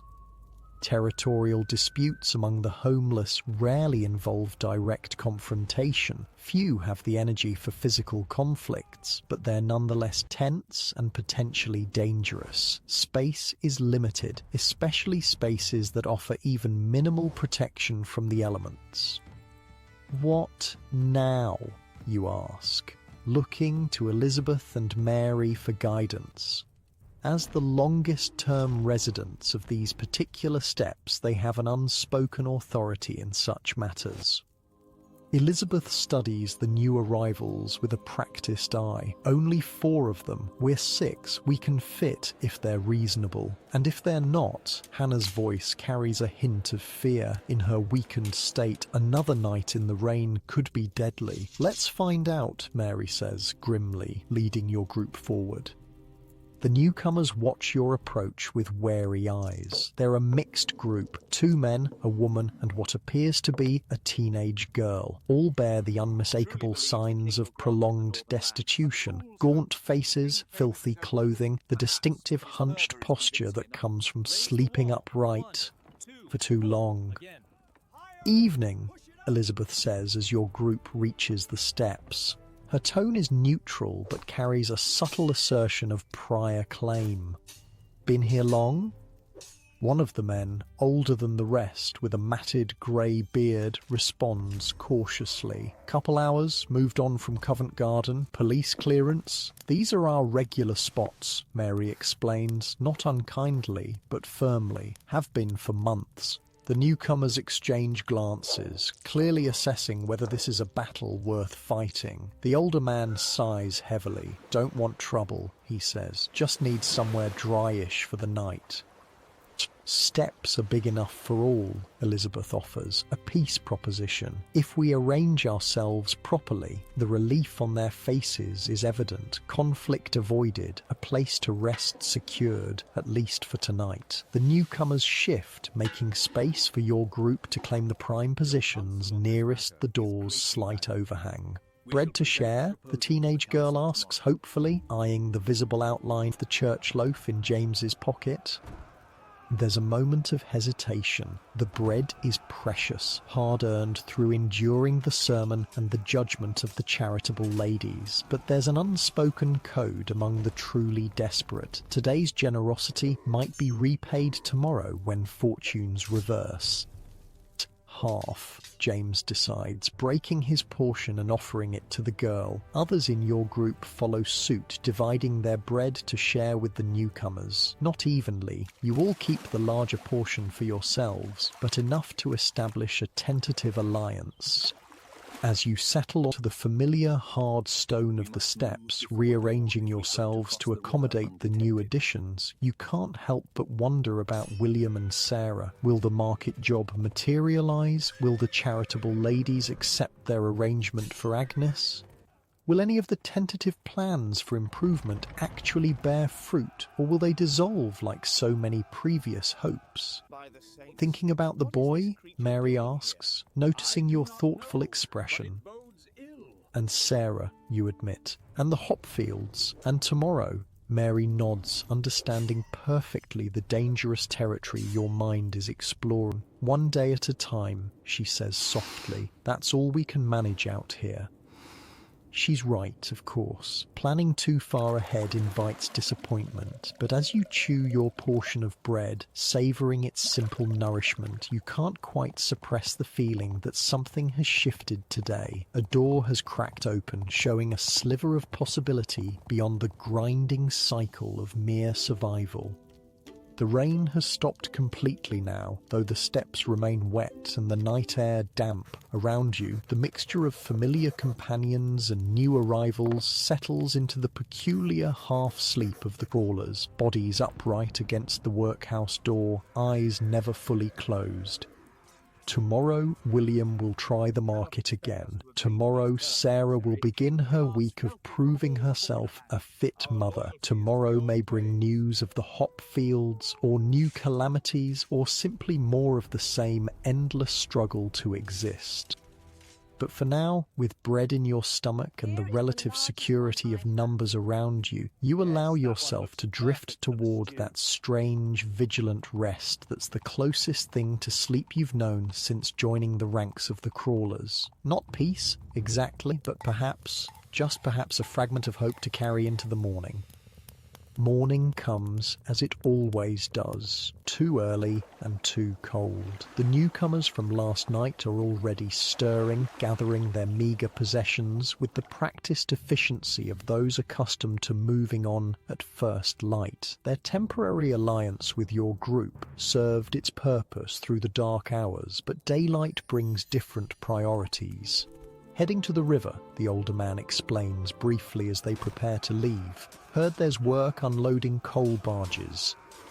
Good luck, Elizabeth offers, her voice still thick with sleep. You watch them go with a mix of empathy and relief. Fewer bodies means more space, but also less shared warmth. It's an endless calculation of advantages and disadvantages that governs life on the steppes. Mary is already fully awake, her eyes fixed on the street. Watching for William, you realise he never returned last night after walking with Sarah toward the coffee shop. He'll be fine, you tell her, though you have no basis for this assurance. Always is, she replies, but the worry in her eyes betrays her, too stubborn not to be. As the morning light strengthens, illuminating the grime and damp of your surroundings, you notice a figure approaching from the direction of Drury Lane. Not William, but a woman you've seen occasionally on the steps. A tall, bony figure with grey hair visible beneath a tattered scarf. The crawlers call her Scotty because of her distinctive accent, a remnant of a life before London's streets claimed her. Look who's back, Hannah murmurs, nodding toward the approaching figure. Scotty walks with a peculiar shuffling gait that speaks of exhaustion and inadequate footwear. Her most distinctive feature is the grey waterproof coat she wears, fastened so tightly around her thin frame that it seems in danger of tearing. It's her only protection against the elements. Rumour has it she has no underclothing whatsoever. On her feet are what once might have been galoshes, now reduced to shapeless coverings with no soles. 3 days picking oakum, wasn't it? James asks as Scotty reaches the steps. Aye, she confirms, lowering herself carefully onto the stone beside Elizabeth. 3 days in Marylebone workhouse for the crime of seeking shelter too often in 1 month. Her voice carries the unmistakable lilt of Scotland, but there's a refinement to her speech that sits at odds with her ragged appearance. Unlike many who've been on the streets for extended periods, Scotty retains a vocabulary and diction that hints at education and better days. Worth it? Elizabeth asks, a genuine question rather than judgment. The calculation, 3 days of hard labour in exchange for 1 night of indoor shelter, is one every crawler has contemplated at some point. Not even slightly, Scotty replies with surprising vehemence. My hands are raw, my back feels broken, and the food barely deserved the name. She holds out her palms as evidence. The skin is reddened and cracked from the harsh work of unravelling old rope fibres. Least you were dry, Hannah offers, punctuating the observation with a wet cough that's grown worse overnight. Dry and imprisoned, Scotty corrects. I'd rather take my chances with the rain. There's a fierce pride in her statement that you've noticed before in Scotty. Unlike many on the steps who've been worn down to passive acceptance, she maintains a kind of defiant dignity, a refusal to be grateful for the meagre crumbs of charity thrown her way. Any tea this morning, she asks, glancing at the broken teapot that sits beside Mary. Not yet, Mary answers, waiting on hot water, but we've bread to share if you're hungry. Scotty's expression softens slightly at this offer. That's kind, but I'll not take food from those with less than myself. This, too, is characteristic of her, this stubborn insistence on certain principles, even when they work against her self-interest. She's thin to the point of gauntness, clearly in need of food, yet her pride won't allow her to accept what she perceives as charity from her fellow crawlers. Not charity, you say gently, just sharing what we have today because tomorrow it might be you with something to share. Scotty considers this, then nods once, accepting the rationale that allows her to preserve her dignity. In that case, I thank you. We don't want your Mary breaks off a portion of her remaining bread from last night and passes it to Scotty, who accepts it with a formal nod that seems almost comical given your surroundings. She eats slowly with the deliberate care of someone making a small amount last as long as possible. "Any word of your son?" she asks Mary between careful bites. "Not since yesterday evening," Mary replies. "Walked with Sarah toward the coffee shop and didn't come back." Scotty nods thoughtfully. Young men find their way. He seemed to have a new purpose about him yesterday. It's an astute observation from someone who wasn't present for most of the previous day's developments. But Scotty has a way of noticing things, of reading the subtle shifts in circumstances that others might miss. "Where'd you sleep last night?" James asks her, curiosity overcoming propriety. "After Marylebone?" "Embankment," she answers shortly. "Found a relatively dry spot under one of the arches. The embankment is a fair distance away, a long walk for someone in Scotty's condition. The fact that she's returned to these steps speaks to the invisible bonds that form even in the most precarious communities. For whatever reason, she considers this spot and perhaps this group worth returning to." "As if reading your thoughts," Elizabeth says. "Glad you came back to us. Steps aren't the same without your commentary." This draws a rare smile from Scotty, transforming her severe features for a brief moment. "Where else would I go? This is the intellectual centre of London's underclass, is it not?"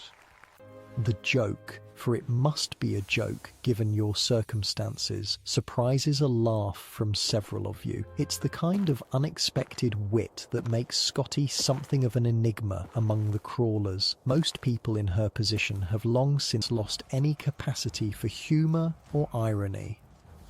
"I'll get water," you offer, standing and stretching your stiff limbs. "For tea, if Mr. Parker's feeling generous this morning." "I'll come with you," Scotty says unexpectedly, rising with visible effort. "My legs need stretching after 3 days of sitting hunched over oakum." You don't object, though you're surprised by her offer. The journey to Drury Lane isn't difficult, but in her weakened state, every unnecessary expenditure of energy seems unwise. Still, there's a restlessness about her today, a need for movement that you recognize from your own experience. Sometimes sitting still with your thoughts becomes unbearable.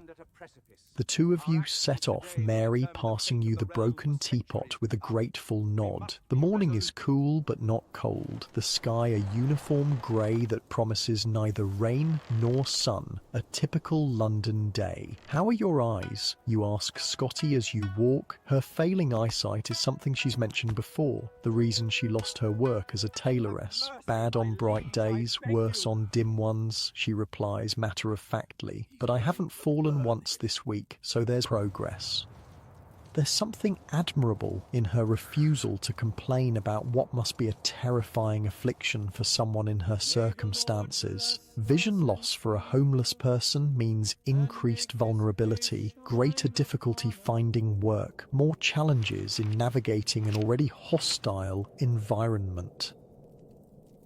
"May I ask you something?" you venture after a few moments of silence.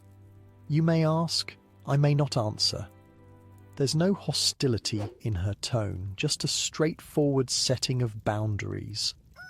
"I've wondered about your story, how you ended up here." The question feels intrusive as soon as it leaves your mouth, but curiosity has overcome your usual caution. Scotty walks several more steps before responding, her face unreadable. "Why do you want to know?" "Morbid fascination with how the mighty have fallen."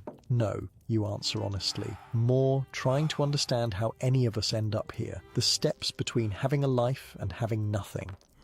She considers this, then nods slowly. "Fair enough. It's not a unique tale, mind you, just the usual combination of misfortune and poor judgment." As you continue walking toward Drury Lane, Scotty begins her story, her Scottish accent growing more pronounced as she speaks of her past. My husband worked at a bank in Edinburgh, she says, a faraway look in her eyes. Nothing grand, but respectable. We had property, about £2,000 worth at one point. The sum is staggering from your current perspective, an amount that would seem like untold wealth to anyone on the workhouse steps. What happened to it, you ask, unable to imagine how someone could fall from such security to sleeping on stone steps. Or lawyers, she says, the word carrying a weight of bitterness. My husband wasn't skilled at managing money, ironic as that may seem for a bank employee. He placed everything in the hands of lawyers and withdrew sums whenever we needed without keeping track. You can guess the rest. Until there was nothing left.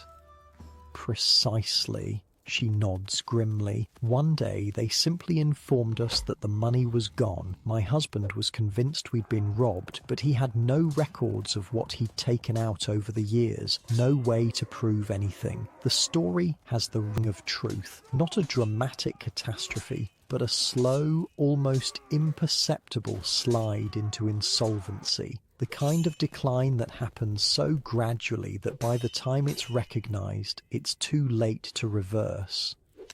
We came to London after that, she continues. My husband thought there would be opportunities here. There weren't, at least not for a middle-aged Scottish banker with a poor head for his own finances. And then, you prompt gently when she falls silent. And then he died, she says simply. Fever. Quick, at least. I was alone in London with no family, no connections, but I managed, found work as a tailoress. I'd always had a neat hand with a needle.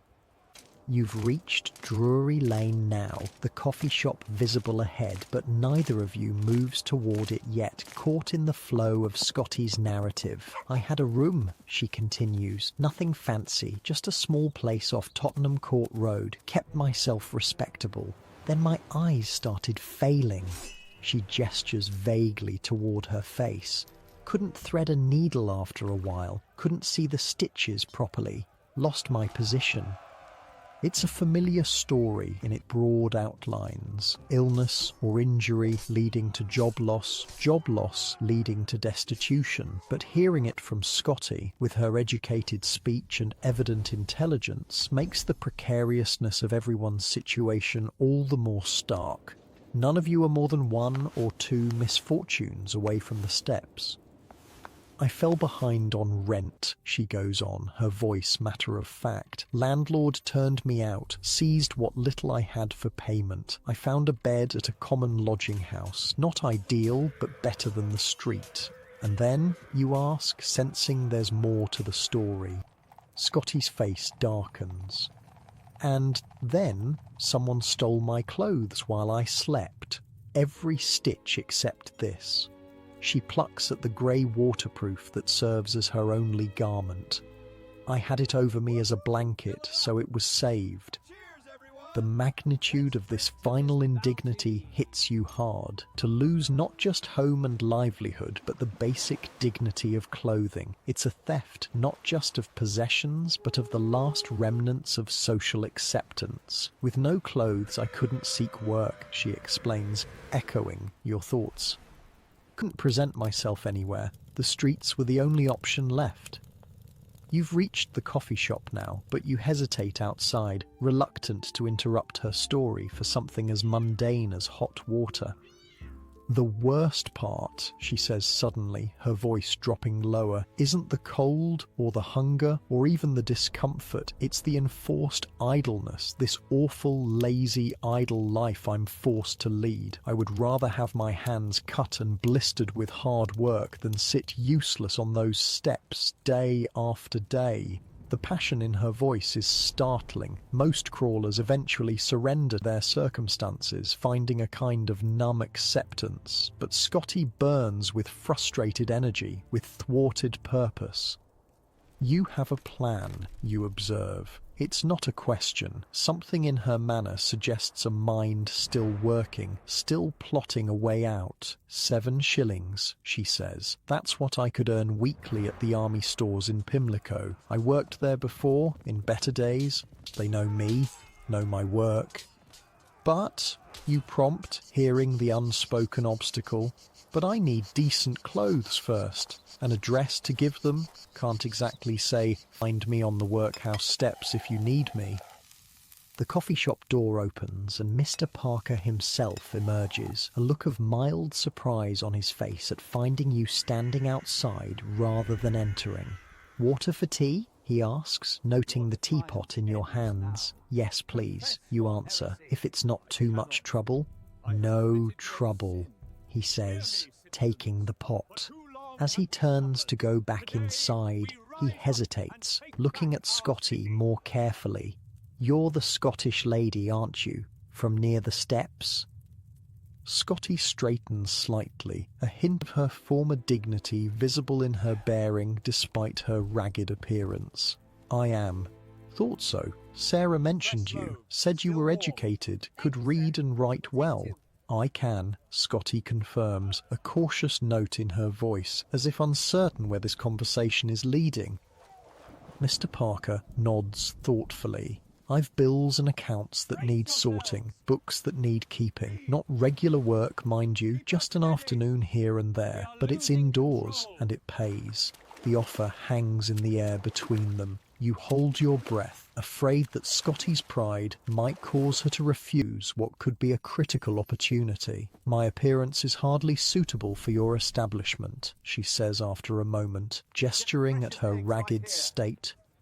Mr. Parker shrugs. Backroom work. No one would see you but me and the kitchen boy, and Sarah, of course. You can see the calculation happening behind Scotty's eyes, weighing pride against opportunity, dignity against necessity. When would you need this assistance? She asks finally. Tomorrow afternoon would do, he replies. 2 hours to start, 6pence for your trouble. 6pence, a paltry sum to most working Londoners, but a fortune to someone on the steps, enough for a night's lodging in a decent house, or a meal that wasn't scraps, or saved toward those decent clothes she needs for real employment. I'll be here, Scotty says, with simple dignity. Thank you. Mr. Parker disappears inside with the teapot, leaving you and Scotty standing in momentary silence, absorbing what's just happened. Well, you say finally, that's unexpected good fortune. Fortune had little to do with it, Scotty responds, but there's a lightness in her voice that wasn't there before. Sarah put in a word clearly, and Mr. Parker needs help he can get cheaply. Still, you persist, it's an opportunity. A small one, she acknowledges, but yes, it's something. A beginning, perhaps. You wait in companionable silence for Mr. Parker to return with the water. When he does, the teapot is steaming, the water freshly boiled. Careful now, he warns, handing it to you. It's hot enough to scald. Thank you, you say, accepting it carefully. For everything. He waves away your gratitude with the embarrassment of someone unused to being thanked for basic kindnesses. Off with you now. Got customers coming soon.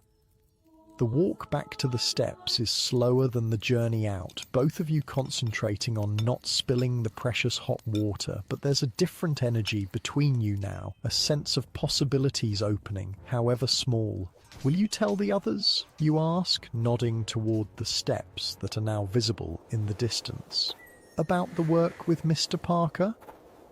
Scotty considers this. Yes, she decides, not to boast, but because it might matter to them too, to know that escape is possible, even if just for 2 hours at a time. You understand perfectly. In the world of the crawlers, hope is both dangerous and necessary. Too much leads to crushing disappointment. Too little leads to surrender. The delicate balance, realistic expectations tempered with just enough optimism to keep moving forward, is essential for survival. As you approach the steps, you see that William has returned. He sits beside his mother, talking animatedly, his usual sullenness replaced by something close to enthusiasm. Whatever happened after he left with Sarah yesterday, it seems to have continued his transformation.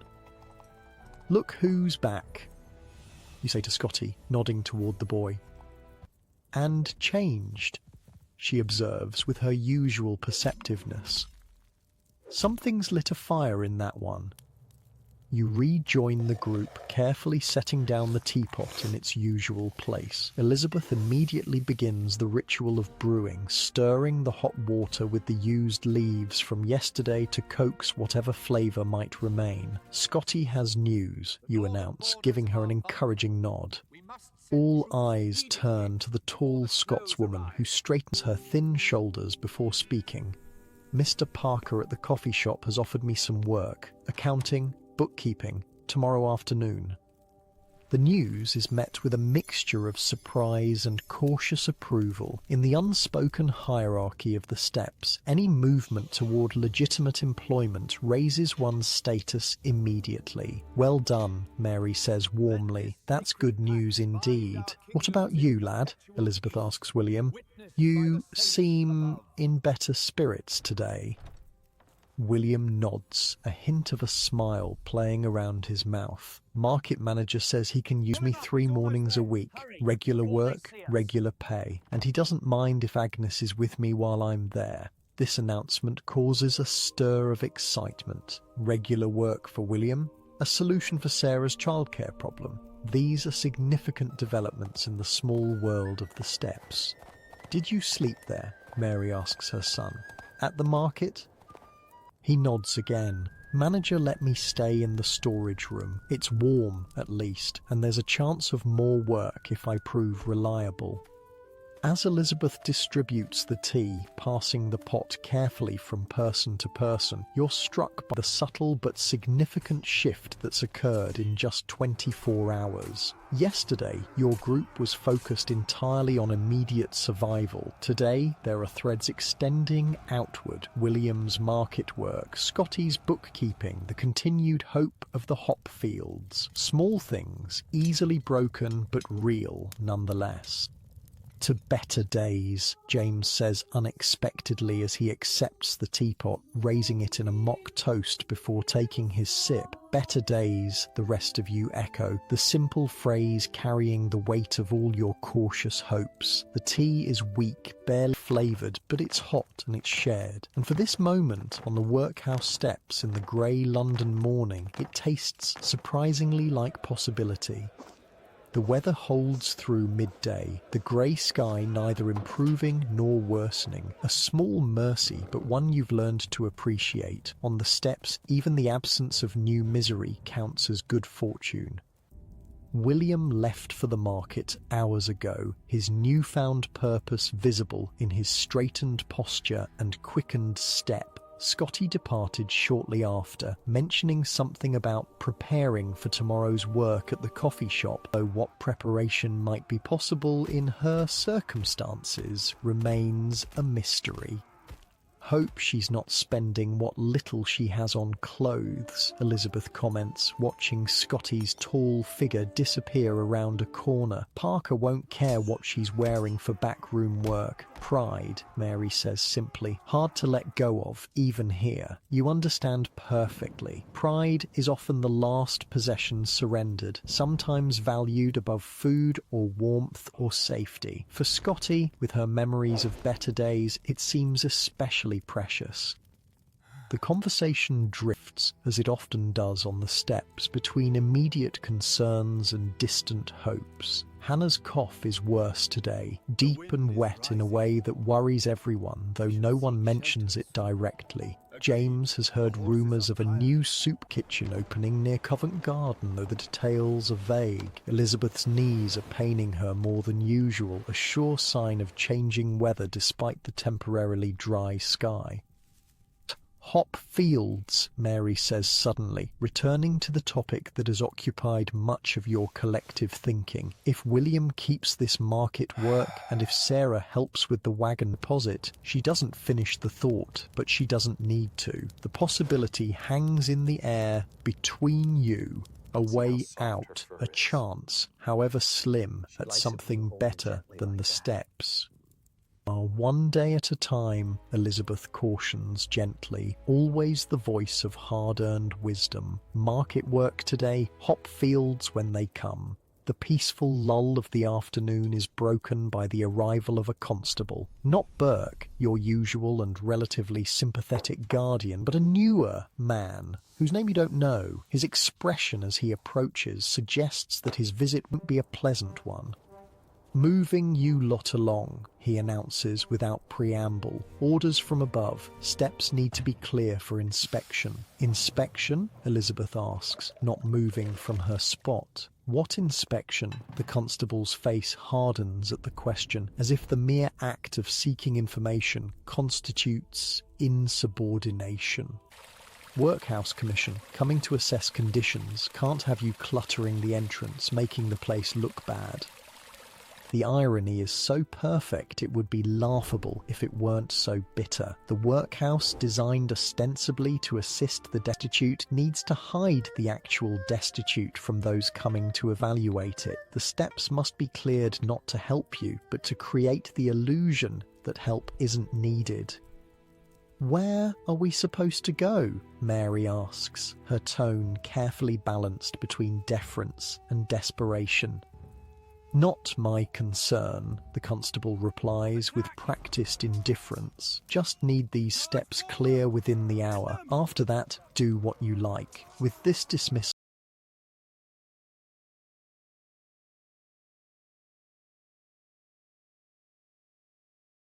he turns and walks away, duty discharged, conscience apparently unbothered by the fact that he's just rendered several vulnerable people temporarily homeless from their already inadequate refuge.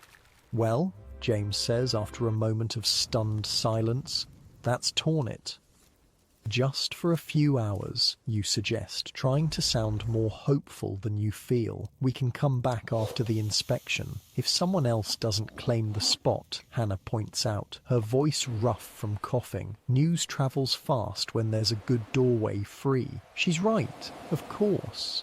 In the ruthless geography of street survival, prime locations rarely remain unclaimed for long. The workhouse steps, with their slight overhang and central location, are coveted territory.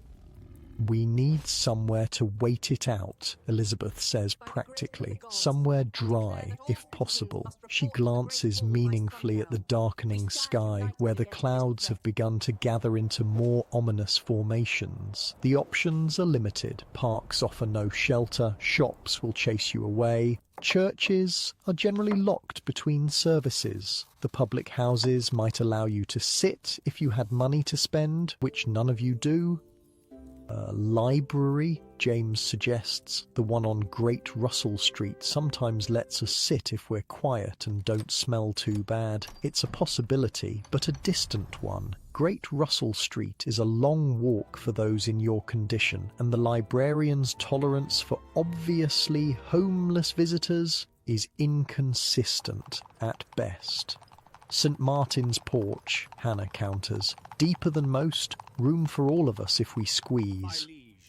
This suggestion has more immediate appeal. St. Martin's is closer, and its entrance portico does indeed offer better protection than most. The downside is its popularity. You likely won't be the only ones seeking its shelter. St. Martin's, Elizabeth decides, her status as the group's unofficial leader once again unchallenged. Before the rain starts.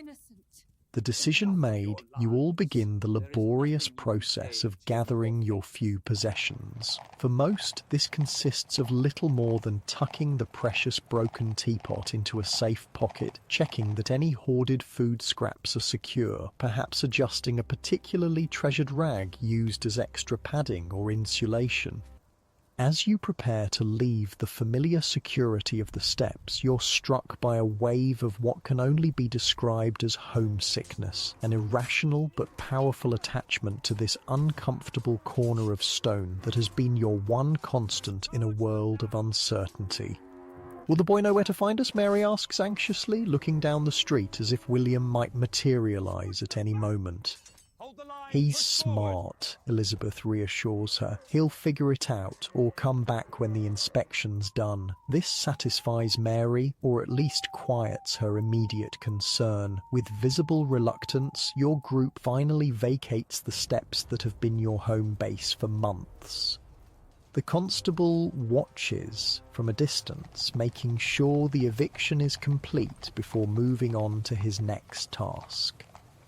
The walk to St. Martin's is slow and difficult. Hannah struggles with every step, her breathing laboured, her coughing near constant now. James and Elizabeth flank her, offering support without making it obvious, preserving her dignity while ensuring she doesn't collapse.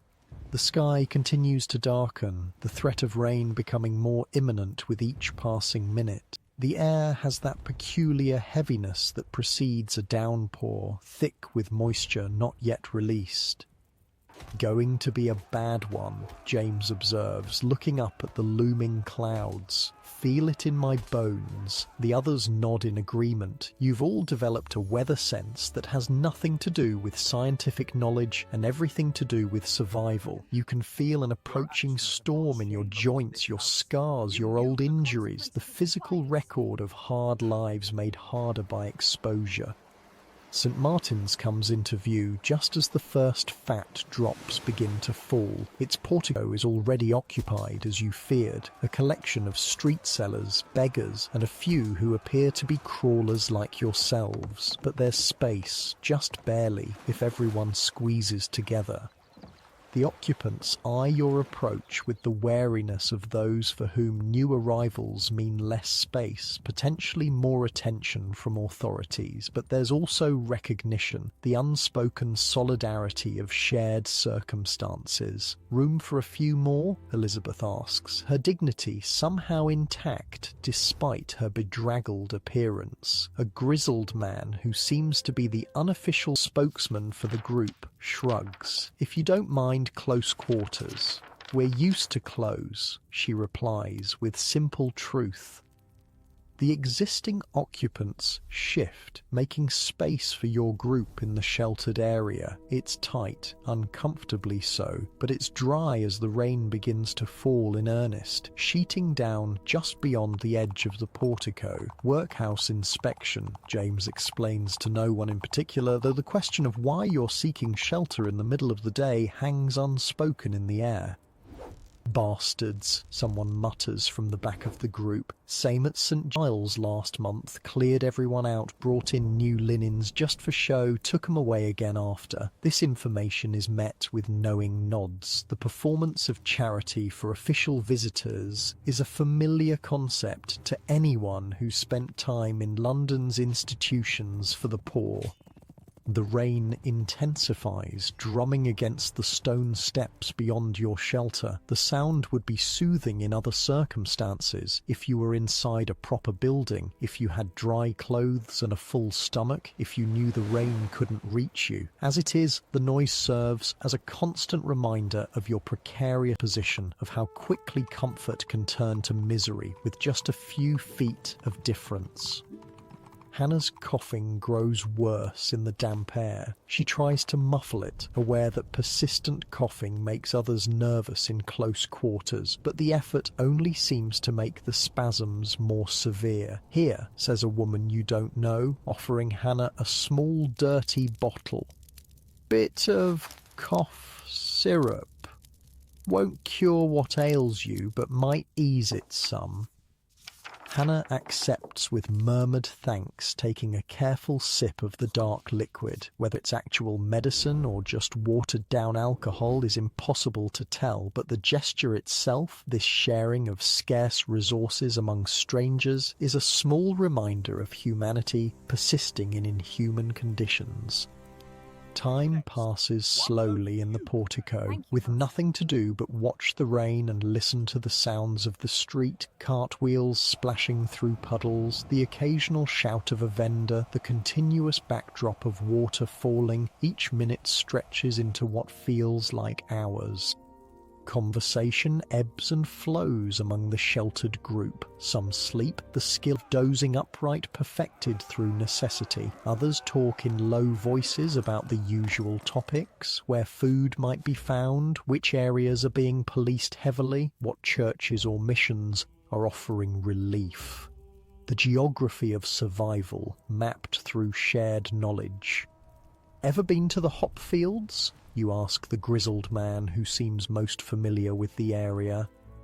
He nods, his eyes brightening slightly at the question. 3 seasons past. Good money if you've got a strong back and quick hands. We're thinking of trying this year, you say, including your whole group in the tentative plan, if we can manage the deposit for the wagon. Worth it, he confirms. Worked half a season, came back with almost 15 shillings, enough for a room and decent clothes, at least for a while. The sum sounds enormous from your current perspective, a fortune that could transform your circumstances completely. It feeds the fragile hope that has been building since the first mention of the hop fields. Weather's the thing to watch, he continues, warming to his topic. Rain like this during picking season could ruin the whole crop. No hops, no work.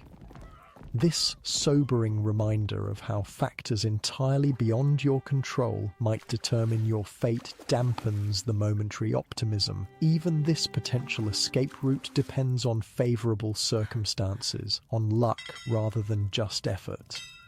The rain shows no sign of abating as the afternoon wears on. If anything, it intensifies, the individual drops merging into solid sheets that turn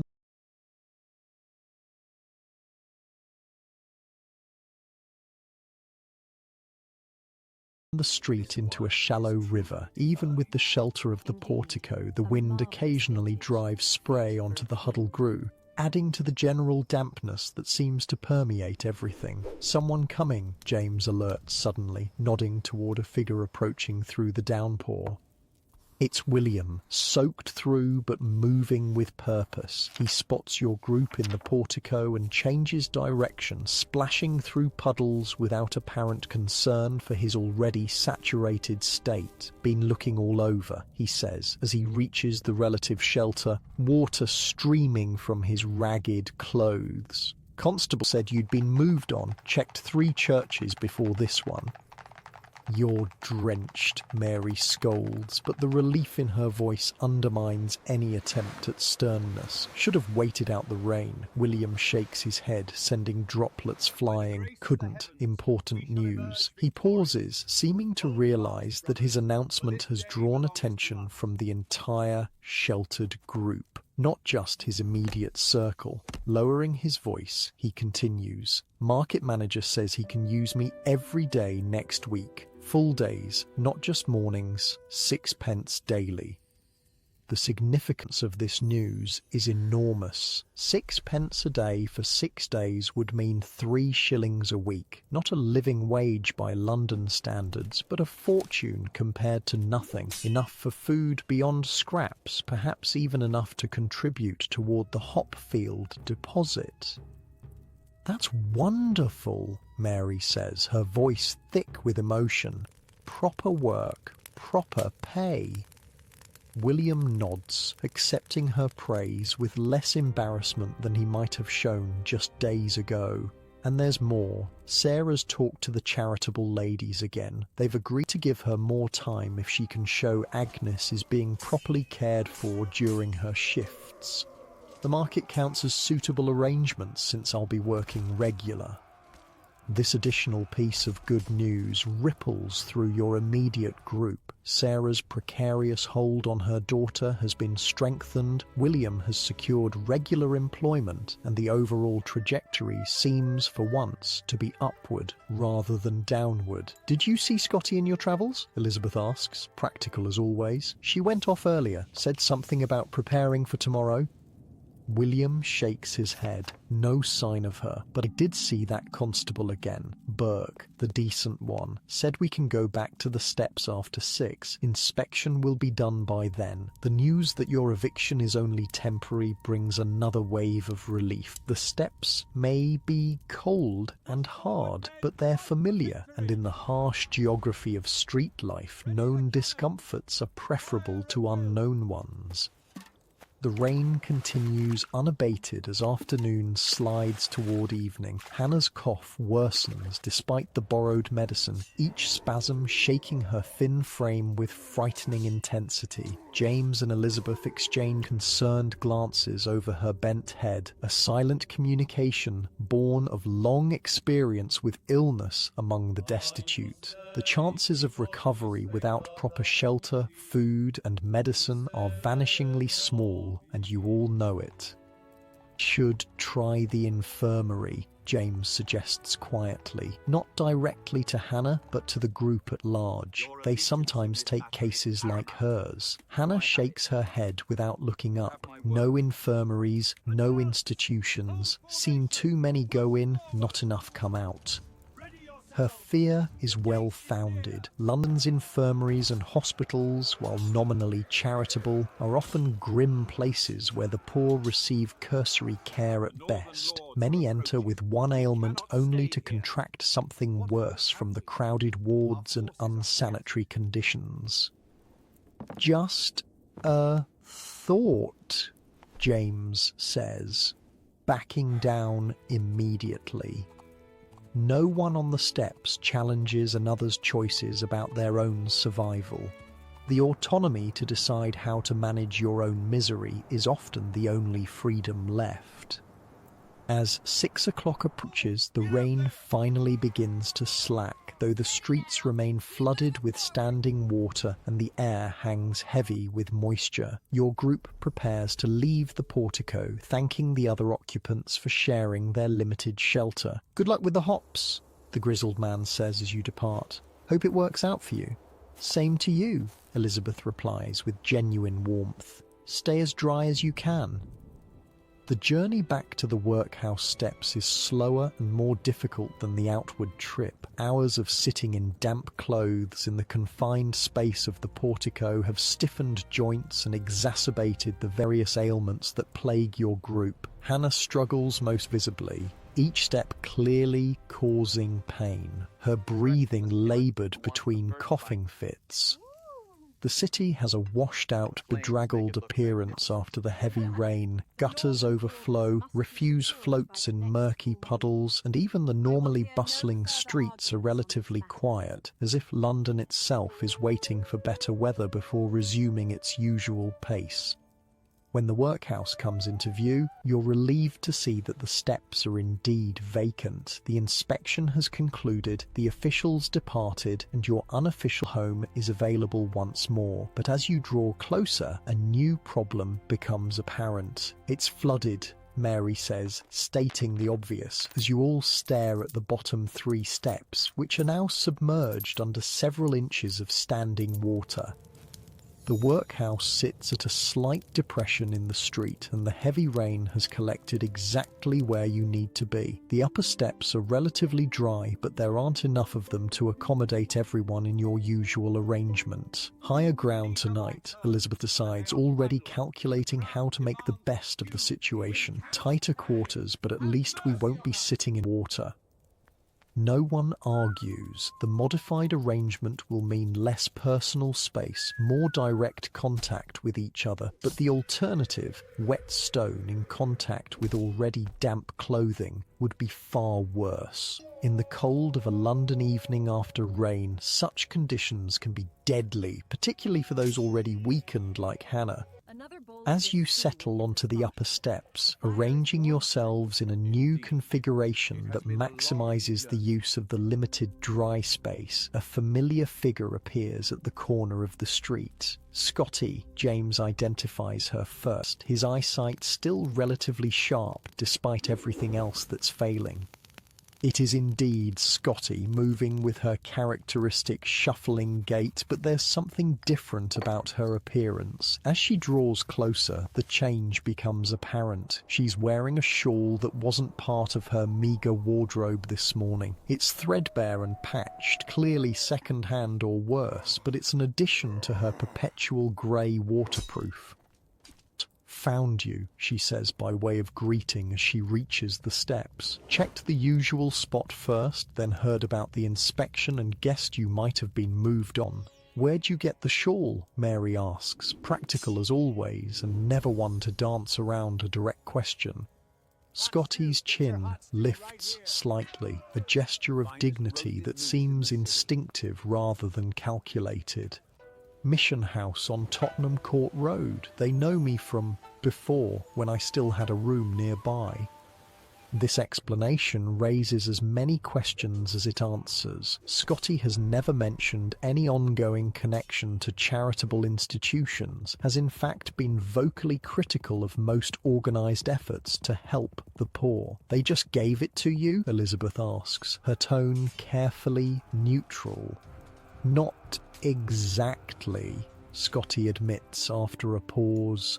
"I'm to attend their Sunday service and their temperance meeting after." The price of charity is always compliance in one form or another. For Scotty, with her fierce independence, agreeing to sit through religious instruction and temperance lectures must have been a significant concession. For the work tomorrow, you guess, understanding dawning, you wanted to look more presentable. Scotty nods, a flash of something like embarrassment crossing her features. Foolish vanity, perhaps, but I couldn't bear to face Mr. Parker in just this. She gestures at her worn grey coat, not for proper work with numbers and accounts. No one contradicts her or suggests that her pride might be misplaced. In your world, where so much has been stripped away, these small assertions of dignity are not just understandable, but necessary. She joins your reconfigured arrangement on the upper steps, fitting herself into the limited available space with careful consideration for Hannah, whose condition has clearly deteriorated during the day. "Bad chest," she observes, looking at Hannah with concern. "Need to get her inside somewhere." "She won't go to the infirmary," James informs her. "Can't say I blame her." Scotty nods, understanding perfectly. "What about the casual ward here?" she suggests, nodding toward the workhouse door behind you. "Just for a night or two, until the worst passes. 3 days picking oakum if they let you in," Elizabeth reminds her. "You said yourself it wasn't worth it." "Different calculation when you're coughing like that," Scotty points out, "and they have to take the sick, at least in theory." Hannah shakes her head weakly. "Rather take my chances here," she insists between coughs, "with friends." The simple designation, friends, not just fellow crawlers or companions in misery, touches something in all of you. For all its hardships, the community of the steps offers something that institutions cannot, a form of care that comes without conditions or judgment. "We'll keep you warm," Mary promises, shifting closer to share her body heat. "And William might bring back something from the market tomorrow. Proper food helps healing." The mention of William reminds you that he hasn't yet returned from whatever errand took him away after showing you back to the steps. As if summoned by the thought, he appears around the corner, moving quickly despite the puddles still covering much of the street. "Look what I found," he calls as he approaches, unusual excitement in his voice. In his arms is a bundle of what appears to be rags or old clothing, as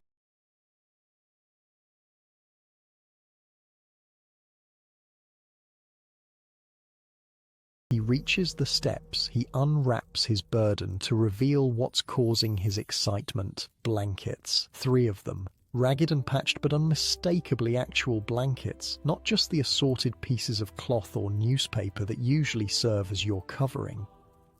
Where on earth? Mary begins, clearly torn between delight at this treasure and concern about how it was acquired. Market manager, William explains quickly. End of day, he was clearing old stock that got damp in a leak. These were going to be thrown out. Asked if I wanted them, said yes before he could think better of it. The blankets are indeed damp in spots, and they smell strongly of the market, a mixture of vegetables, earth, and the indefinable odour of too many people in too small a space. But they're whole, they're thick, and most importantly, they're a barrier between your bodies and the cold night air that's settling over London. Proper miracle, Elizabeth declares, running her gnarled hands over the rough wool with something close to reverence. William distributes his bounty with careful consideration. 1 blanket to Hannah, whose need is greatest, 1 shared between his mother and Elizabeth, the eldest of your group, and 1 for the remaining 3 of you to divide as best you can. It's a small thing, objectively speaking. 3 worn blankets for 7 people, all still sitting on hard stone steps in damp clothing after a day of being moved from place to place at others' whim. But in the context of your existence, it represents an almost unimaginable luxury, a cushion against the harshest edges of your circumstances. As night falls fully and the streets empty of all but the most desperate or determined, your reconfigured group settles into the familiar pattern of half-sleep that defines the crawler's existence. The blankets make a noticeable difference, not comfort by any normal standard, but a significant improvement over your usual condition. The events of the day swirl in your mind as you drift toward that vigilant, dozing state. The unexpected eviction, the hours in St. Martin's portico, William's continued good fortune at the market, Scotty's new shawl and tomorrow's promised work. So much change in such a short time, after months of grinding sameness. Do you think it will last? You find yourself asking softly, a question directed at everyone and no one. What? James responds from beside you, his voice already thick with approaching sleep. All of it, you clarify. William's work, Scotty's bookkeeping, the hope for something better. There's a long silence, broken only by Hannah's ragged breathing and the distant sounds of London at night. Just when you think no one will answer, Elizabeth's voice comes from the darkness, carrying the weight of her years and experience. Some of it might, she says simply, some of it won't, but tonight we have blankets and tomorrow some of us have work. That's more than we had yesterday. In the harsh reality of life on the steps, this modest assessment is as close to optimism as wisdom allows. You let it settle over you like another blanket, thin but better than nothing, as you surrender to the closest approximation of rest that your circumstances permit. Morning arrives with a pale, watery sun that does little to dry the lingering puddles from yesterday's downpour. Hannah's condition has worsened overnight, her cough now accompanied by a wheeze that seems to come from deep in her chest. She hasn't spoken since dawn, conserving her energy for the simple task of breathing. We need to get her inside somewhere, Elizabeth says quietly, the lines in her face deepening with concern. She won't last another night out here. Mary nods agreement, her hands busy arranging one of the precious blankets more securely around Hannah's shivering form. The mission house on Drury Lane sometimes takes in the sick. No picking oakum, just bed rest. If they have space, James adds, and if they don't think it's consumption. The unspoken reality hangs in the air between you. Consumption, tuberculosis in medical terms, though few on the steps use such language, is feared above almost all other ailments. Its contagious nature means that those suspected of having it are often turned away from even the most charitable institutions, left to waste away on the streets rather than risk infecting others. It's not consumption, Mary insists, though her tone lacks conviction, just a bad chest cold from the rain. No one contradicts her, though the bluish tint to Hannah's lips and the blood-flecked spittle at the corner of her mouth tell a different story. Whether it's acute pneumonia or the more chronic wasting disease matters little in practical terms. Without proper care, warm shelter and adequate nutrition, her chances are grim either way. I'll go to the mission after breakfast, Elizabeth decides. See if they'll take her. Worth asking, at least. William has already left for his market work, departing before dawn with a promise to bring back whatever food he can salvage from the day's trading. Scotty is preparing for her first afternoon of bookkeeping at Mr. Parker's coffee shop, meticulously cleaning her face and hands with a small portion of the water meant for tea. First impressions matter, she explains when she catches you watching her careful ablutions. Even for backroom work. You understand her concern. This opportunity, however modest, represents her first step back toward the respectable world she once inhabited. The small details, clean hands, neatly arranged shawl, hair smoothed as best as possible without proper tools, are her armour against the judgment that awaits anyone visibly marked by extreme poverty. You'll do wonderfully, you assure her. Numbers don't care what you're wearing. She offers a rare smile, brief but genuine. True enough, though Mr. Parker might. The morning's tea is even weaker than usual, the same leaves now used for the third time, barely tinting the hot water that James fetched at dawn. Hannah refuses her share with a slight shake of her head, conserving her strength. The others accept the meagre comfort of warm liquid without comment, passing the broken teapot with the careful reverence that shared scarcity engenders. I should head to the mission now, Elizabeth says after finishing her portion, before they fill up for the day. I'll help you with Hannah, you offer, knowing that Elizabeth's arthritis makes supporting another person's weight particularly painful. Me too, James volunteers. 3 of us should manage. Hannah makes a small sound of protest, but lacks the strength for more substantial objection. Her independence, that fierce self-determination that characterizes so many who survive on the streets, is eroding under the weight of her illness. It's a surrender you've seen before, the body's needs finally overriding the mind's resistance. Just to see, Elizabeth soothes her. No commitments. If you don't like it, we bring you straight back. This compromise seems to satisfy Hannah, or at least exhaust her capacity for argument. With careful coordination, the 3 of you help her to her feet. She's lighter than you expected, her frame reduced by weeks or months of inadequate nutrition to little more than skin stretched over bone. Mary, save our spots, James instructs as your small procession prepares to depart. And tell William where we've gone when he gets back. Mary nods, settling more firmly onto the step as if physically claiming the territory for all of you. In the precarious geography of street life, leaving your established place, even for good reason, always carries the risk that it won't be there when you return. The journey to the Drury Lane mission is slow and halting. Hannah can walk, but just barely, each step clearly requiring concentrated effort. You and James support her on either side, while Elizabeth leads the way, her own movement hampered by painful joints, but her determination unwavering. Almost there, she encourages as the mission comes into view, a narrow building wedged between a chandler's shop and a dingy pub. Its only distinguishing feature is a small cross painted above the door, faded by London's perpetual grime but still visible. The mission is already busy despite the early hour. A line of ragged figures waits outside for the daily bread distribution, while others sit on benches in the small front room, warming themselves by a meagre fire. A harried-looking woman in a plain dark dress moves between them. dispensing what appears to be medicine from a small bottle. "Sister Agnes," Elizabeth identifies her, leaning close to speak in your ear. "Strict but fair, better than most who deal with our sort."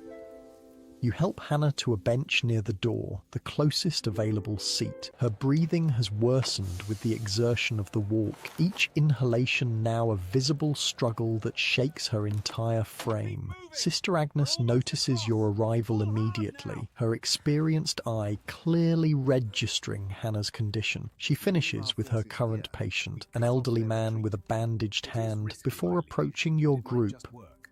"Elizabeth," she greets, her voice neither warm nor cold, simply efficient. "Been a while since you visited us." "Not for myself today," Elizabeth replies, nodding toward Hannah. "She needs help. Bad chest. Getting worse." The sister assesses Hannah with a professional gaze, noting the laboured breathing, the pallor, the evident weakness. Without speaking, she kneels and presses an ear to Hannah's chest, listening to the sounds within. "Pneumonia, most likely," she diagnoses after a moment, though possibly something more chronic underneath. She straightens, her expression grave but not unkind. "We have 2 beds free in the women's dormitory. She can stay, at least until the worst passes. Relief washes through your small group. You had expected more resistance, more questions, perhaps even outright refusal."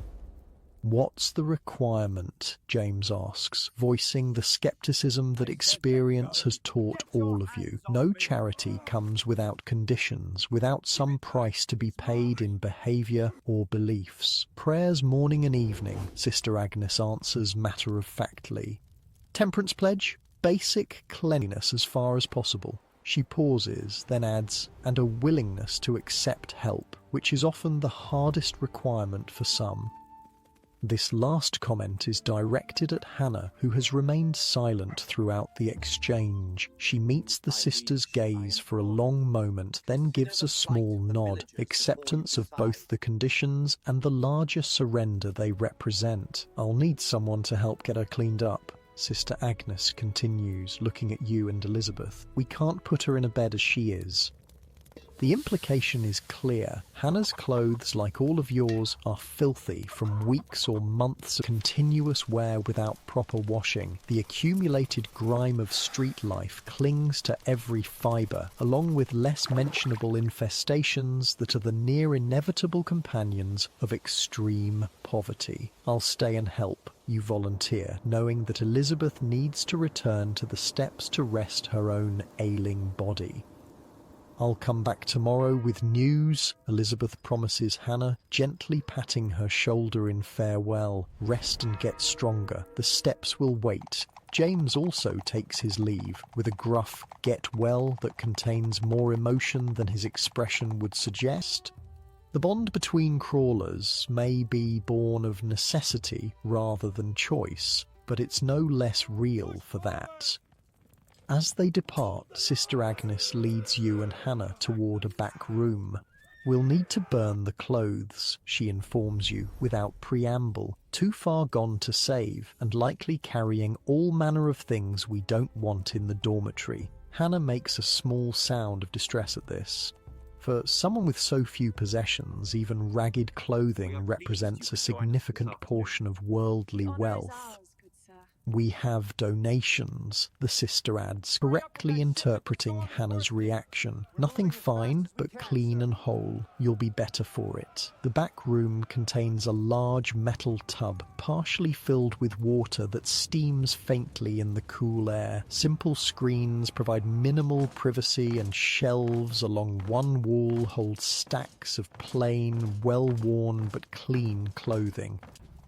"I'll leave you to it," Sister Agnes says, indicating the tub. "Call when you're ready for the fresh things, and be thorough. We can't risk bringing anything into the dormitory that might spread." Alone with Hannah, you help her undress with the matter-of-fact efficiency that life on the streets has taught you. Modesty is a luxury that extreme circumstances rarely permit. Her body, revealed in stages as the layers of filthy clothing come away, tells its own story of deprivation. Each rib clearly visible, collarbones protruding sharply, the skin mottled with bruises of varying ages from sleeping on hard surfaces. The water in the tub is lukewarm at best, but compared to your usual state, it feels like remarkable luxury. You help Hannah in, supporting her weakened frame as she sinks into the first proper bath either of you has experienced in months. "God, that's good," she murmurs, the most words she's spoken all day. Her eyes close briefly in simple pleasure, transcending for a moment the pain and illness that have dominated her existence. You work quickly but thoroughly, using the harsh yellow soap provided to tackle the ingrained dirt of street life. The water darkens almost immediately, a visible reminder of the conditions you've all been living in. Hannah submits to the process with passive acceptance, conserving her limited energy. When she's as clean as the circumstances allow, you call for Sister Agnes, who returns with a bundle of clothing, simple cotton undergarments, a plain dress of faded blue, woolen stockings darned in multiple places. "Best we have in her size," the sister explains, helping you dress Hannah in her new attire. "The dormitory is this way when she's ready." The women's dormitory proves to be a long, narrow room containing 12 iron bedsteads arranged in 2 rows. Most are occupied, their inhabitants in various states of illness or debility. The 2 empty beds are at the far end, near a window that provides the room's only ventilation. "She'll be more comfortable here," Sister Agnes assures you as you help Hannah settle onto one of the vacant beds. The thin mattress and single blanket would seem austere in any other context, but compared to the workhouse steps, it's unimaginable comfort. "Thank you," you tell Hannah softly as she sinks back against the pillow, her exhaustion evident in every line of her body, "for letting us help." She manages a small smile, the effort clearly costing her. "Come back," she whispers, a rare vulnerability showing through her usual stoic facade. "Of course," you promise, "as soon as they'll let me visit." Leaving her is harder than you expected. Despite the obvious benefits of the mission's care compared to the steps, there's something wrenching about walking away, about breaking the small community that has been formed through shared hardship. Sister Agnes walks you to the door. "She's very weak," she says quietly, professional assessment tempered with compassion. "I can't promise anything, but we'll do our best." "I know," you acknowledge. The reality of Hannah's condition isn't lost on you or any of the crawlers. Street life wears bodies down to breaking point, and once seriously ill, recovery is never certain. "Visit tomorrow afternoon," the sister advises. "She'll need familiar faces, something to hold on to beyond these walls." With a final nod of thanks, you step back into the street, feeling strangely disoriented without Hannah beside you. The walk back to the steps seems longer somehow, the familiar streets made unfamiliar by her absence.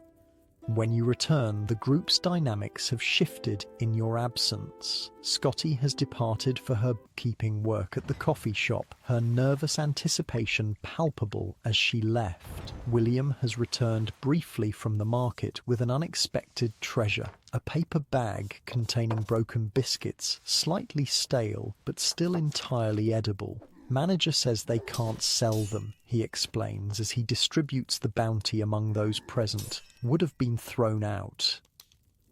"Hannah?" Mary asks as you settle back onto the steps, accepting your portion of biscuit with murmured thanks. "At the mission," you confirm, "they had a bed free. Sister Agnes thinks it's pneumonia." Elizabeth nods, unsurprised by the diagnosis. "And the prognosis?" You hesitate, not wanting to voice the gravity of the situation too explicitly. "She's in the right place," you say finally. "Better chance there than here." This simple truth is accepted without further comment. On the steps, illness is a familiar adversary, and its potential consequences understood without need for elaboration. Scotty seemed hopeful about the work, James comments, changing the subject to less somber territory. Almost excited, I'd say. First real work in ages, Mary observes. Course she's excited. Chance to use her mind instead of just surviving.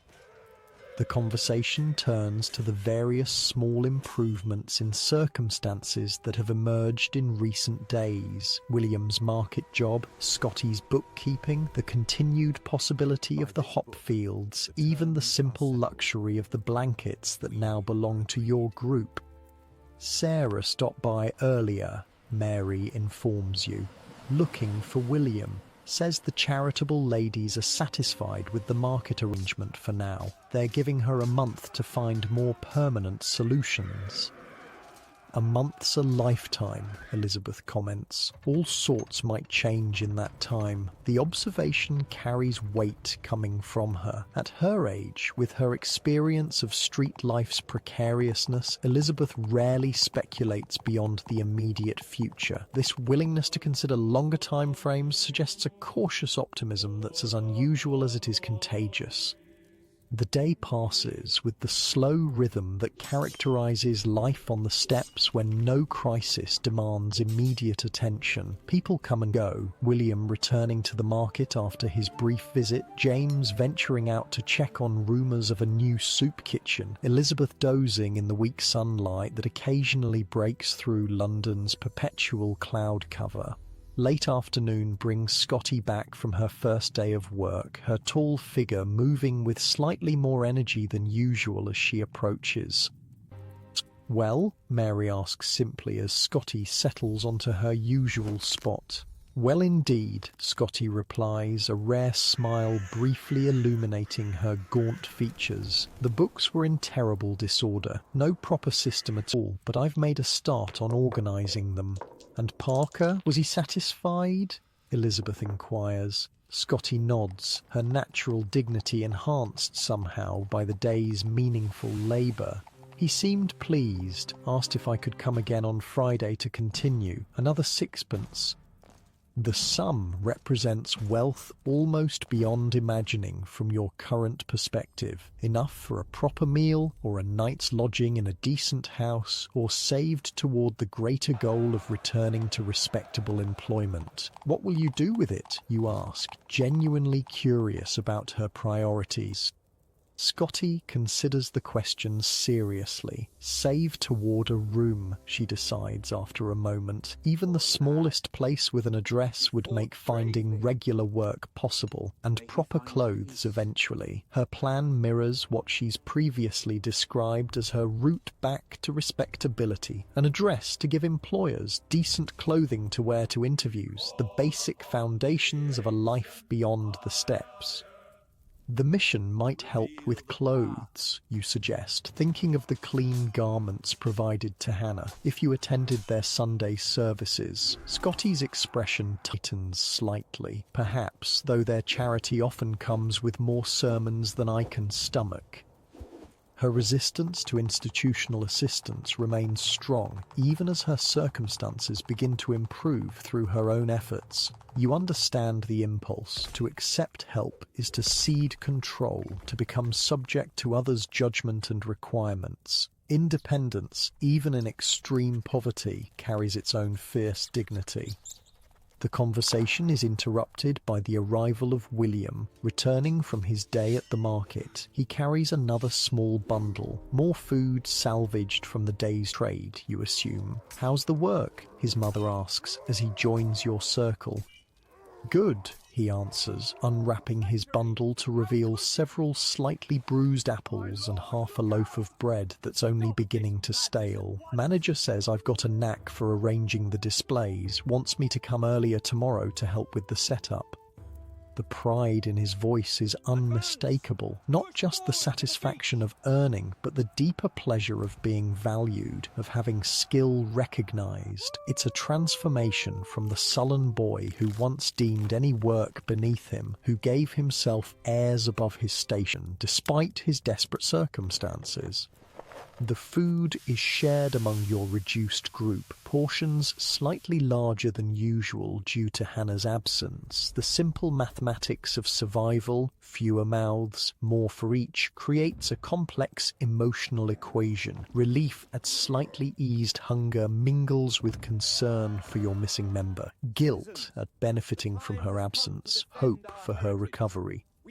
We should save some for Sarah and Agnes, William suggests, setting aside one of the apples and a portion of bread. They'll be by after the coffee shop closes. This consideration for others, this planning beyond immediate needs, marks another shift in William's character. The steps breed a certain necessary selfishness. Survival leaves little room for generosity, but his expanding horizons seem to have expanded his capacity for thought beyond his own immediate circumstances. As evening approaches, the temperature drops noticeably, the lingering damp from yesterday's rain creating a bone-deep chill that even the precious blankets can only partially alleviate. You huddle closer together, the reduced size of your group requiring a reconfiguration of a usual arrangement. Feels wrong without Hannah, James observes, voicing what you've all been feeling, like missing a limb. She's better where she is, Elizabeth reminds him, practical as always. Warm bed, medicine, people who know what they're doing. Still feels wrong, he insists. Been with us so long, feels like she should be here no matter what. The sentiment resonates with all of you. The bonds formed on the steps aren't chosen or even necessarily desired, but they're real nonetheless, forged through shared hardship, mutual dependence, the complicated intimacy of surviving together at the margins of society. We'll visit tomorrow, you remind him, offering what comfort you can. See how she's doing. The conversation ebbs as darkness falls, the street lamps casting weak pools of light that barely reach your huddled group. The night brings its own challenges. Increased cold, the subtle but real increase in danger as less savoury elements claim the streets, the long hours of half-sleep that never quite provide proper rest. Heard something today, James says suddenly, breaking the contemplative silence that had settled over you all, at the soup kitchen, about the hop fields. This immediately captures everyone's attention. The hop fields have assumed an almost mythical status in your collective imagination, a potential escape route, a chance at something better, a specific goal to work toward rather than mere daily survival. They're taking names at the Bull and Crown starting Monday, he continues. Wagon leaves 2 weeks after, deposit still £1 per person. The timeline gives shape to what has been an abstract possibility. 2 weeks plus a day until the wagons leave. A specific date to prepare for, to save toward, to measure progress against. William's market work and Scotty's bookkeeping, Elizabeth calculates aloud. If they can save most of it, that's deposits for at least 2, maybe 3 people. Sarah says she can help with 1 deposit, William adds. For me, since I'm watching Agnes. The logistics begin to take form. Who might go, who would stay, how resources could be pooled to maximise the opportunity. It's the most concrete planning your group has engaged in, a marked contrast to the usual focus on immediate survival. What about Hannah, you ask? The question that's been lurking at the edges of the conversation. If she recovers enough. The uncertainty hangs in the air. Hannah's illness adds a variable that none of you can control or predict, even if she survives, and that remains a significant if. Whether she'll be strong enough for fieldwork in 2 weeks is highly doubtful. 1 day at a time, Elizabeth counsels, her standard response to speculation that stretches too far into an unpredictable future. See how she is tomorrow. Make decisions as we need to. The wisdom in this approach is undeniable. Street life teaches, if nothing else, the futility of counting too heavily on specific outcomes. Circumstances change too quickly, fortunes reverse too easily to invest too much in any single plan. Still, as you settle into your usual position for the night, blanket pulled close around your shoulders, the hop fields shimmer at the edge of your thoughts like a distant light, not quite reachable perhaps, but visible now in a way it wasn't before, a specific possibility rather than a vague hope.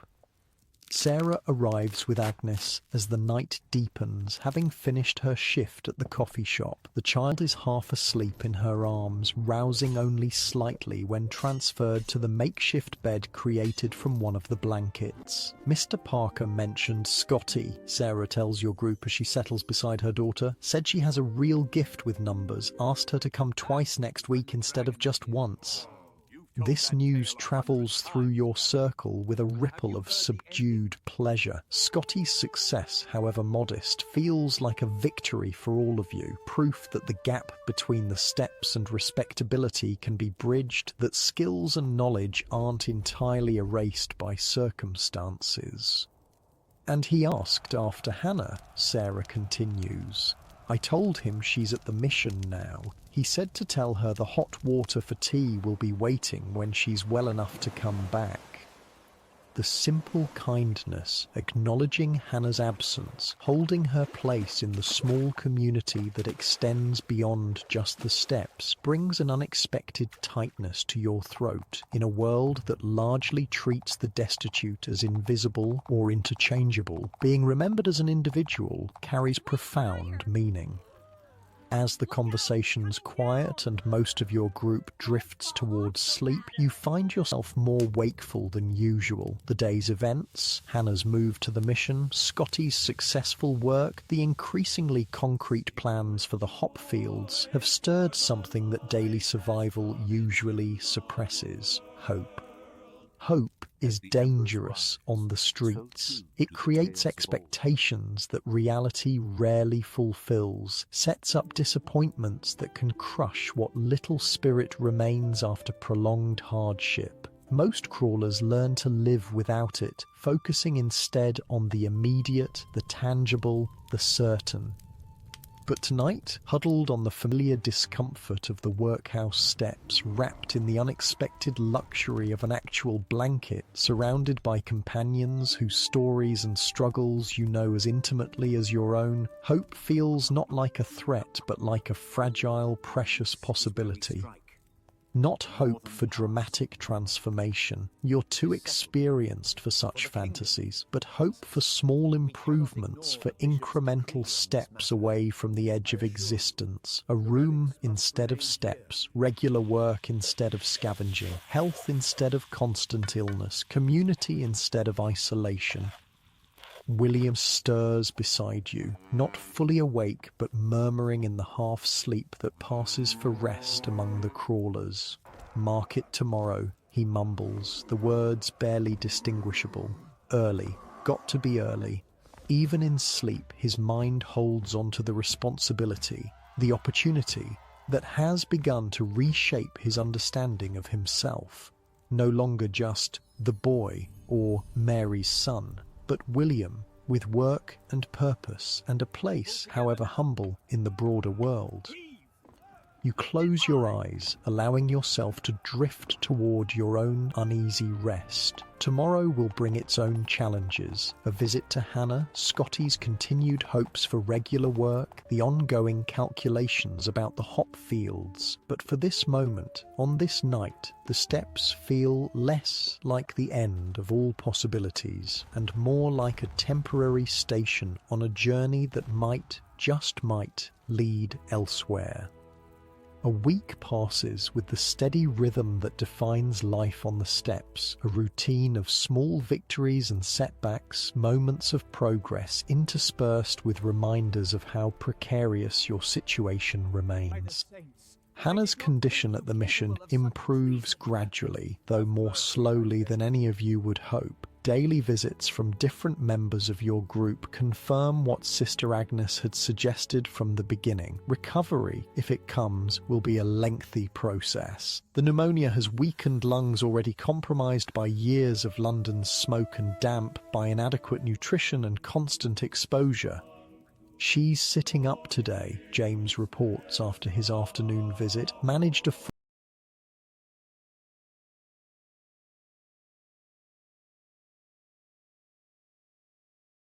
bowl of broth. Sister Agnes says that's progress. Did she speak? Mary asks, the question carrying more weight than might be apparent to an outsider. Among the crawlers, the will to communicate often indicates the will to live, a choice made daily, hourly, against considerable odds. James nods. Asked about all of you, wanted to know if William's still at the market, if Scotty got more bookkeeping work. These simple inquiries, maintaining connection to the small community of the steps despite physical separation, feel significant. Hannah hasn't surrendered to the institutional isolation that often claims those who move from streets to charity wards. She remains, in her mind at least, one of you, one of Scotty's fortunes continue to improve in modest but meaningful ways. Mr. Parker has indeed increased her work to 2 afternoons weekly, the extra sixpence allowing her to expand her careful calculations about eventual escape from the steps. Found a woman on Tottenham Court Road, she informs your group one evening, her usual reserve softened by cautious optimism. Rents a back kitchen as a room, says she'd share for 18 pence a week. That's steep, Elizabeth observes, the assessment coming from decades of London experience rather than criticism. For a proper address, worth it, Scotty counters, and split between two, more manageable than trying alone. The simple math of survival in London, the constant calculations of pennies earned against pennies spent, of what constitutes necessity versus luxury, underlies every decision. 18 pence weekly for a shared room would be insignificant to most working Londoners, but from the perspective of the steps, it represents both tantalising possibility and daunting challenge. How much saved so far? James asks, the question practical rather than intrusive. In your small community, financial matters are collective concerns rather than private affairs. Nearly 4 shillings, Scotty answers, the pride in her voice unmistakable. Another few weeks of work and I might manage first month's rent plus enough for decent clothes. The sum is impressive given her starting point, a testament to ruthless saving and the self-denial that comes naturally to someone who has already lost nearly everything. Most in her position would have spent something on immediate comforts, better food perhaps, or a night's lodging during particularly bad weather. Scotty's focus remains fixed on the longer goal, unwavering despite daily discomforts. William's transformation continues, his market work expanding from simple labour to responsibilities that suggest his employer sees potential beyond mere strong arms. He's now entrusted with arranging displays, tracking inventory, occasionally handling money for smaller transactions. Manager says I've got a head for figures, he reports, echoing Scotty's own unexpected opportunity. Might train me for more if I stay on after the hop fields. This casual mention, after the hop fields, confirms what's become increasingly clear. The seasonal work that once seemed your group's only hope for collective improvement has shifted in significance. For William at least, it now represents a temporary diversion from a potentially more sustainable path rather than the sole escape route. You're still planning to go? Mary asks her son, the question carefully neutral despite the obvious implications for her own future. William nods. Promised Sarah I'd help with her deposit too. She's counting on it for Agnes's sake, but I'll come back to the market after. Manager's holding my place. The ability to plan across multiple time frames, to commit to the hop fields while simultaneously maintaining his position at the market, marks another step in William's maturation. From the boy who once refused to sell matches out of misplaced pride, he's become someone who navigates complex obligations and understands the value of reliable income, however modest. Sarah and Agnes visit the steps most evenings after the coffee shop closes, their presence now a regular part of your small community's rhythm. The child has grown more comfortable with the arrangement, no longer clinging fearfully to her mother, but interacting with all of you, particularly William, whose position as her occasional caretaker has evolved into something more like an older brother. The charitable ladies came by again, Sarah informs you, during one such visit, checked on Agnes at the market, seemed satisfied, though they mentioned proper schooling ought to be arranged eventually. Is there even a school that would take her? James asks, the question reflecting the harsh realities of London's educational system, where even the most basic instruction often remains inaccessible to the children of the very poor. Ragged school on Compton Street might, Elizabeth suggests. They take the poorest, ask no questions about circumstances. Teaching's basic, but it's something. The very discussion, education for a child whose mother barely maintains the most precarious hold on respectability, would have seemed absurdly optimistic just weeks ago. Now it feels like a natural extension of the small improvements that have begun to accumulate around your group. Not dramatic transformations, but incremental steps away from mere survival towards something that might cautiously be called living. The hop fields remain a central topic of conversation, particularly as Monday approaches, the day when names will be taken at the Bull and Crown for the wagons leaving 2 weeks later. The calculations have grown more complex as circumstances have evolved. The decision about who should go no longer a simple matter of who has access to the shilling deposit. "I'm thinking I shouldn't," Scotty announces during one such discussion, the declaration surprising given her previously expressed interest. "The bookkeeping with Parker is steady. If I leave for weeks, that opportunity vanishes, and I'm closer to a room than I've been in years." Her logic is sound, the bird in hand versus two in the bush as the proverb goes. The guaranteed sixpence twice weekly from Mr. Parker, with the possibility of more regular work to come, presents a clearer path to her specific goals than the uncertain income of seasonal labour, however potentially lucrative. "Makes sense," Elizabeth agrees, "especially at your age, with your skills. Better to build on what you've started here." The assessment isn't meant unkindly, simply a practical recognition that hop-picking is young person's work, physically demanding in ways that would be particularly difficult for someone of Scotty's years and physical condition. Her value lies in her mind, her education, her ability with numbers and accounts, not in the brutal labour of the fields. "What about Hannah?" you ask. The question that's hovered at the edge of these discussions for days. If she's not well enough. "She won't be," Elizabeth states with the flat certainty of experience. "Even if the pneumonia resolves completely, which it likely won't, she'll be too weak for field work for months, not weeks."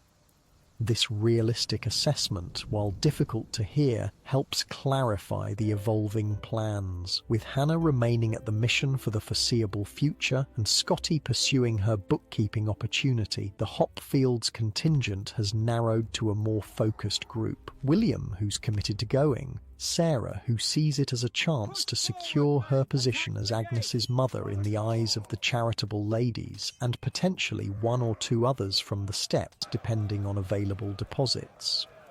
"I'm still planning on it," James states, his determination evident. "Nothing holding me here that can't wait a few weeks." "And you?" Elizabeth asks, turning to you with her characteristic directness. "What's your thinking?" The question gives you pause. Unlike some in your group, you haven't acquired a specific new opportunity that might be jeopardized by temporary absence, but the steps have provided a kind of stability, however minimal, familiar discomfort rather than the unknown challenges of the fields. "I think I should go," you decide after reflection. 4 of us together would be safer than 3. And between William's market work and what Sarah's saved, we might manage the deposits. The plan crystallizes through these conversations. William, Sarah, James and you pooling resources for the wagon deposits, travelling together to the hop fields for the season, then returning to London with whatever earnings you manage to secure. Not a permanent escape from poverty perhaps, but a potential stepping stone toward better circumstances. Monday then, William confirms. Bull and Crown to put down names and deposits. The specificity is both reassuring and mildly terrifying, a concrete step beyond talk into action, beyond possibility into commitment. After so long focusing solely on daily survival, planning weeks ahead feels almost like tempting fate. Sunday brings unexpected brightness, the perpetual London clouds parting to allow genuine sunshine to warm the steps. The psychological effect is immediate. Spirits lift, conversations take on a more optimistic tone. Even bodies seem to respond with slightly less discomfort than usual. Good omen, Elizabeth declares, turning her face toward the rare warmth. Sun shining on your plans. Or just a brief respite before more rain, James counters, though without his usual pessimism. Either way, I'll take it. The improved weather allows for an excursion that would normally be considered an unnecessary expenditure of energy, a group visit to Hannah at the Mission rather than the usual practice of 1 or 2 representatives going while the others conserve strength. You find her noticeably improved from your last visit, sitting up in bed with colour returned to her previously ashen cheeks. The dreadful wheezing has subsided to occasional coughs, and while she remains alarmingly thin, there's an alertness in her eyes that had been absent before. The whole tribe, she greets your group with genuine pleasure. To what do I owe this honour? Sunshine, Elizabeth explains simply, makes everything seem possible. Hannah's gaze moves from face to face, taking in what must be visible changes in all of you. William's newfound confidence, Scotty's cautious optimism, the collective sense of purpose that has begun to replace mere resigned endurance. Sister Agnes says I can get up tomorrow, she informs you. Just to sit in the day room, not outside yet, but it's progress. Wonderful news, Mary says warmly, settling carefully on the edge of Hannah's bed. You look much better. The conversation flows easily, updates exchanged about developments on the steps, plans for the hop fields, Scotty's continued bookkeeping success. Hannah listens with evident interest, maintaining connection to the community despite her physical separation from it. Will you come back? She asks finally, the question directed at all of you, but particularly those planning the Hopfield journey. After, I mean. The query contains layers of meaning. Concern about being abandoned, yes, but also genuine curiosity about whether your collective future still includes the steps, or whether these various small opportunities might lead to permanent dispersal of the group that has sustained all of you through the worst of times. Some of us certainly, Elizabeth answers, her gaze encompassing those who aren't part of the Hopfield plan. And the others, well, they'll come back at least to visit, I'd wager. Bonds formed on the steps don't break easily.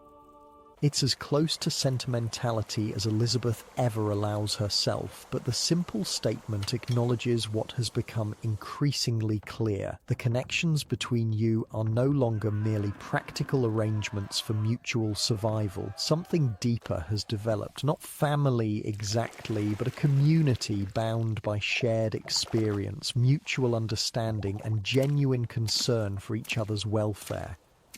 And you'll have a place when you're well enough to leave here, Scotty adds, addressing Hannah directly, whether it's the steps or wherever else we might be by then. The tentative nature of this promise, the acknowledgement that circumstances remain fluid, future locations uncertain, doesn't diminish its significance. In a world where the destitute are typically treated as interchangeable units rather than individuals, being specifically included in others' plans represents profound recognition. Your visit concludes with Sister Agnes's appearance, gently but firmly announcing that Hannah needs rest. You leave with promises to return, with assurances that Monday's expedition to the Bull and Crown will be reported in full detail, with the comfortable certainty that Hannah remains part of your circle despite her physical absence from the steps. The walk back is leisurely by necessity. Elizabeth's arthritis and James's lingering chest ailment from the recent rains mean a pace that allows frequent pauses, but the sunshine continues, and for once the slowness feels like a luxury rather than a limitation. An opportunity to observe London on a rare, pleasant day. Strange to think, Mary comments as you near the steps, how much has changed in such a short time. William working, Scotty with her bookkeeping, Hannah getting better, the hop fields becoming real rather than just talk. Don't tempt fate, James cautions, his habitual pessimism reasserting itself slightly. Nothing's certain yet. No, Elizabeth agrees, but hope isn't the same as certainty. Sometimes it's enough just to see the possibility of something better, even if it doesn't all work out exactly as planned. This wisdom, earned through decades of London's harshest lessons, settles over your group as you reclaim your usual places on the workhouse steps. The stone remains hard, your circumstances still defined by extreme poverty, your future far from secure. But something has shifted, a subtle but significant change in how you collectively view your situation. Not as an endpoint, but as a temporary station. Not as an identity, but as a circumstance. Not as fate, but as a challenge that might, with effort and some measure of luck, be overcome. As evening approaches and the day's unusual warmth fades, William returns from his market duties with what has become a welcome routine. Salvaged food that would otherwise be discarded, today including several slightly bruised pears and a half loaf of bread that's perfectly edible despite being deemed too stale for paying customers. Manager says there might be extra work tomorrow, he reports as he distributes these treasures. Big delivery coming in that needs sorting before dawn. You should rest then, his mother advises, practical as always. Early night if you're to be up before light, William nods, accepting both the suggestion and the underlying concern with new maturity. Just need to tell Sarah about Monday when she comes by, then sleep. Scotty returns shortly after, her tall figure immediately recognizable as she approaches from the direction of the coffee shop. There's a subtle but noticeable difference in her bearing, still the characteristic shuffling gait necessitated by her inadequate footwear, but her posture more upright, her movements more purposeful. Parker's books are finally making sense, she announces as she joins your circle, accepting her portion of pear with murmured thanks. 3 years of complete disorder, but I've established a proper system now. He's lucky to have found you, Elizabeth observes. Skilled bookkeepers don't usually work for sixpence an afternoon.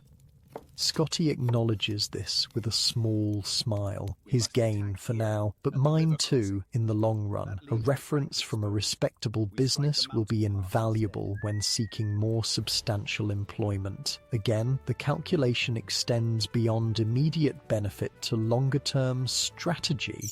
A perspective that would have seemed almost absurdly optimistic just weeks ago when survival to the next day represented the limit of reasonable planning. As darkness settles over London and the first stars become visible in a sky unusually clear of both clouds and smoke, your group arranges itself for the night in what has become a familiar pattern. The precious blankets are distributed according to need, bodies positioned to share warmth while maintaining the minimal personal space that dignity requires. Sarah arrives with Agnes, later than usual due to extra work at the coffee shop. The child is already asleep in her arms, transferred carefully to a makeshift bed created from one of the blankets without waking. "Everything set for tomorrow?" Sarah asks William quietly, referring to the planned visit to the Bull and Crown. He nods, their shared purpose creating a bond that transcends their different circumstances.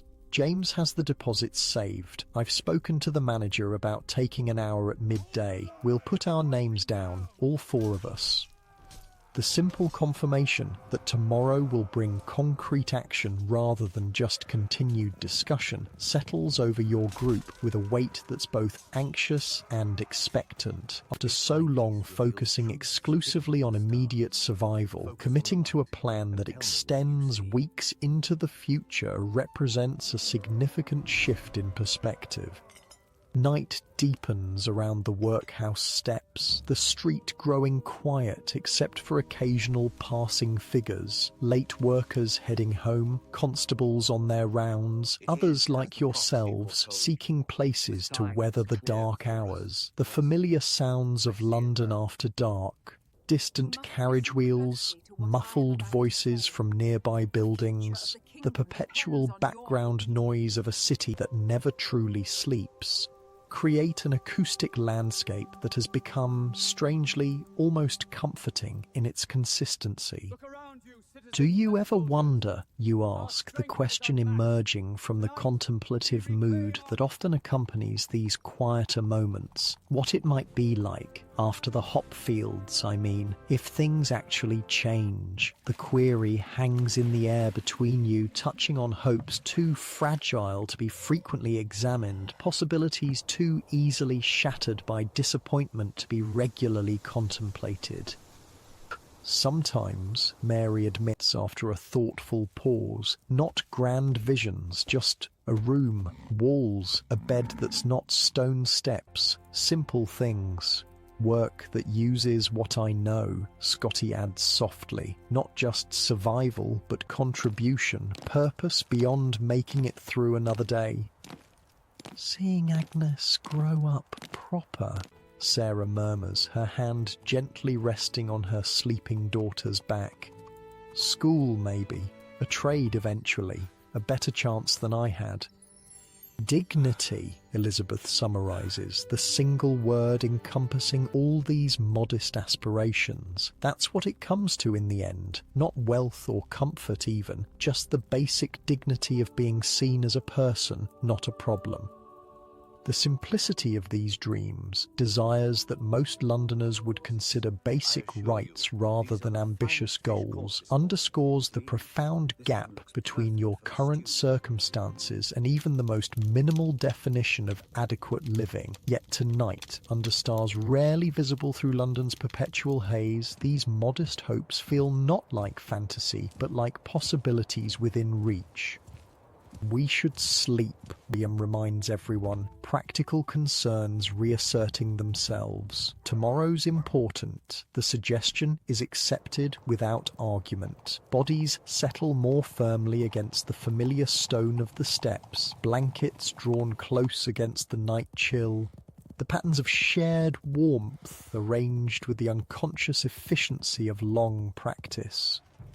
Unlike many nights on the steps, sleep comes relatively easily this evening, perhaps due to the unusual exertion of the longer walk to visit Hannah, perhaps because of the psychological comfort of plans taking concrete form, perhaps simply because the absence of rain allows for marginally greater physical comfort than usual. As you drift toward rest, the images that float through your mind are not of the hardships that have defined recent memory, but of possibilities branching forward. The hop fields with their promise of earned money, William's expanding role at the market, Scotty's path back toward respected employment, Hannah's gradual recovery, Sarah's strengthened claim to raise her own child. Not certainties by any means. The gap between possibility and reality remains substantial, the potential for disappointment ever present. But tonight, on these same steps that have witnessed so much suffering, so much endurance, so much bare survival, something new has taken root, alongside the usual resignation and determined stoicism. Hope, cautious, tentative, realistic, but hope nonetheless. Your thoughts slow as sleep approaches, the familiar discomforts of the hard stone and inadequate shelter receding as consciousness dims. Tomorrow will bring its own challenges, its own decisions, its own blend of setbacks and small victories. For now, there is just this moment of peaceful transition, this brief interval between waking struggle and dreaming possibility. As you finally surrender to sleep, one last thought surfaces. Not about the hop fields or rooms with walls or any specific vision of improved circumstances, but simply an acknowledgement of the present, that even here, on the workhouse steps, among the poorest of London's poor human connection persists. That dignity can be found and maintained even in the harshest conditions. That small kindnesses, a shared blanket, a saved crust of bread, a hand offered in support, make survival not just possible, but meaningful. And with that gentle recognition, sleep claims you fully, your breathing falling into rhythm with those around you, your dreams touching briefly on better days that might, just might, lie ahead.